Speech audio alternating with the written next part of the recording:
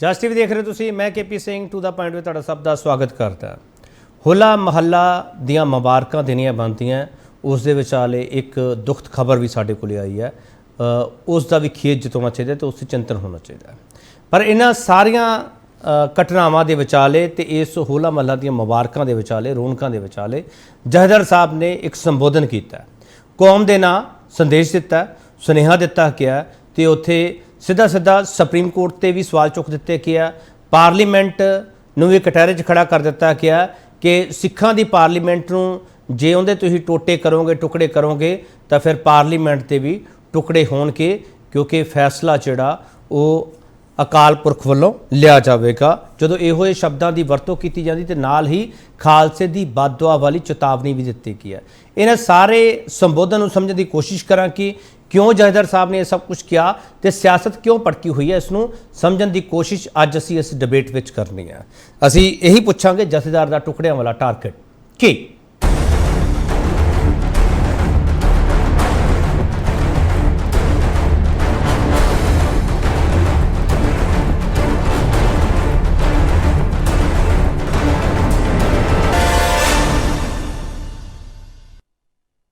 जथेदार साहब ने क्या की कोशिश है, की सुनेहा देने की कोशिश की है, पहले सुन लीजिए। श्रोमणी गुरुद्वारा प्रबंधक कमेटी जी है वो सिखा की माणमती संस्था है। अज जो असी ये देख रहे हैं ना, नौजवानों वालों की जा रही हुल्लड़बाजी, ये पता है किस दा नतीजा है? ये पिछले 20-25 सालों तो जोड़ियां साड़ियां संस्थावां दे विरुद्ध कूड़ प्रचार हो रहा है, ये ओदा नतीजा है। जिन्हां लोगों ने साड़ियां संस्थावां दे खिलाफ कूड़ प्रचार किया, ये उस कूड़ प्रचार का नतीजा है कि साढ़े जड़े नौजवान हैं अज दिशाहीन हो गए। साध संगत जी, श्रोमणी गुरुद्वारा प्रबंधक कमेटी नूं तोड़ दिता गया, बिल्कुल तोड़ दिता गया है, क्योंकि श्रोमणी गुरुद्वारा प्रबंधक कमेटी कौम की रीढ़ की हड्डी सी।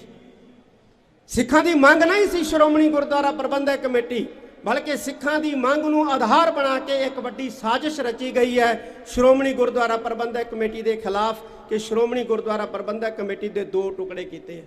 प्रबंध हरियाणे के सिखां ने नहीं संभालिया, साध संगत जी प्रबंध सरकार ने संभालिया, ये गल समझ लैनी चाहिए है।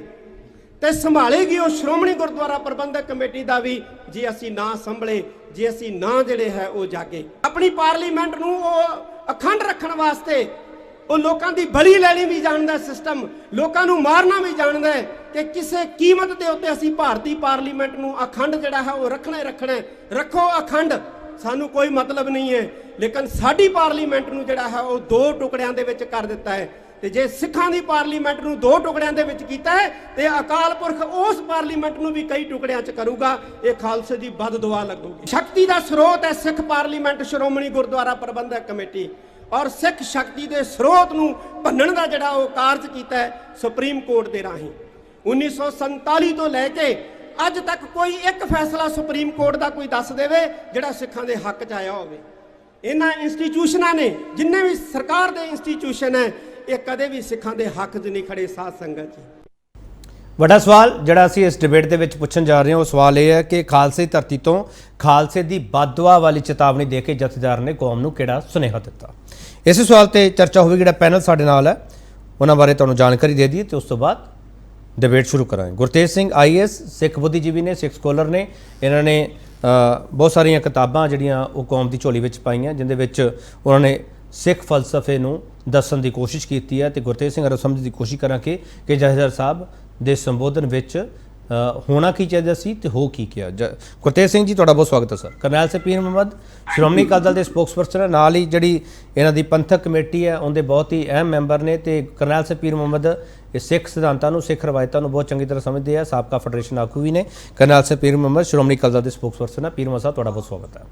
कुलदीप सिंह धालीवाल भारतीय जनता पार्टी स्पोक्सपर्सन है। जदों भी सिख कौम की जां कौम के मसलिਆਂ ਦਾ कोई ਅੱਗੇ ਪ੍ਰਤੀਕਰਮ ਆਉਂਦਾ ਤੇ ਉਦੋਂ BJP ਕੁਲਦੀਪ ਸਿੰਘ ਧਾਲੀਵਾਲ ਨੂੰ ਅੱਗੇ ਭੇਜਦੀ ਹੈ। ਤੇ ਕੁਲਦੀਪ ਸਿੰਘ ਧਾਲੀਵਾਲ ਤੋਂ ਸਮਝਣ ਦੀ ਕੋਸ਼ਿਸ਼ ਕਰਾਂ ਕਿ ਇਹਨਾਂ ਦੀ ਪਾਰਟੀ ਜਥੇਦਾਰ ਸਾਹਿਬ ਦੇ ਬਿਆਨ ਤੇ ਭੜਕੀ ਕਿਉਂ ਹੋਈ ਹੈ। ਕੁਲਦੀਪ ਸਿੰਘ ਧਾਲੀਵਾਲ ਤੁਹਾਡਾ ਬਹੁਤ ਸਵਾਗਤ ਹੈ। Doctor Mohammad Khalid political analyst ਦੇ ਤੌਰ ਤੇ ਸਾਡੇ ਨਾਲ ਮੌਜੂਦ ਰਹਿਣਗੇ। ਡਾਕਟਰ ਮੁਹੰਮਦ ਖਾਲਿਦ ਨੂੰ ਸੰਵਿਧਾਨ ਬਾਰੇ ਪਤਾ ਹੈ, पार्लीमेंट बारे बहुत चंगी तरह पता है, इन्होंने आपके स्टूडेंट्स को सब कुछ दसिया होया है। जो सुप्रीम कोर्ट तक टिप्पणी हो जाती है तो उदों डॉक्टर मुहम्मद खालिद ये सानू दस्सण की कोशिश करनगे कि घट गिनतियां के मामलों पर ये टिप्पणियां क्यों आउंदियां ने ਤੇ doctor Mohammad Khalid political analyst ਜੋ ਸਾਡੇ ਨਾਲ ਸ਼ਾਮਲ ਨੇ। ਡਾਕਟਰ ਖਾਲਿਦ, ਤੁਹਾਡਾ ਬਹੁਤ ਸਵਾਗਤ ਹੈ ਸਰ।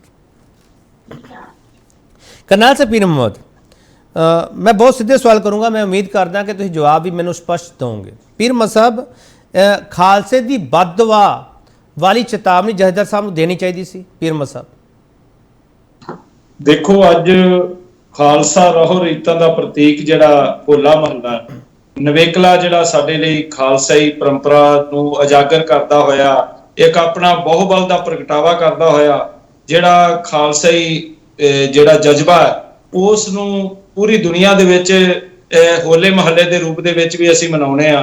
खालसा दिवस वजों 14 अप्रैल 13 अप्रैल के दिहाड़े नूं मनाउने आ।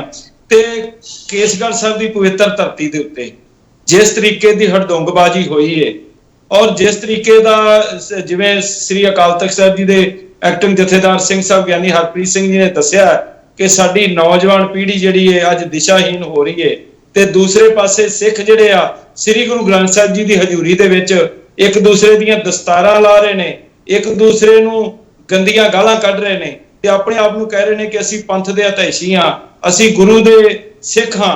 ते अजिहे हालातां दे विच श्री अकाल तख्त साहिब जी दे जथेदार साहब दा जिहड़ा बयान है वो एक लांभा है उस सिस्टम नूं, ਜਿਹੜਾ ਸਿਸਟਮ ਕਿਸੇ ਨਾ ਕਿਸੇ ਤਰੀਕੇ ਦੇ ਨਾਲ ਸਿੱਖਾਂ ਦੇ ਧਾਰਮਿਕ ਮਾਮਲਿਆਂ ਦੇ ਵਿੱਚ ਸਿੱਧੇ ਰੂਪ ਵਿੱਚ ਦਖਲ ਦੇ ਰਿਹਾ। ਪੀਰ ਮਸਾ ਮੇਰਾ ਬੜਾ ਸਪਸ਼ਟ ਸਵਾਲ ਹੈ ਸਰ। ਮੈਂ ਤੁਹਾਡੇ ਤੋਂ ਉਮੀਦ ਕਰਦਾ ਕਿ ਸਿੱਧਾ ਤੁਸੀਂ ਪੁਆਇੰਟ ਤੇ ਜਵਾਬ ਦੋਗੇ ਮੈਨੂੰ।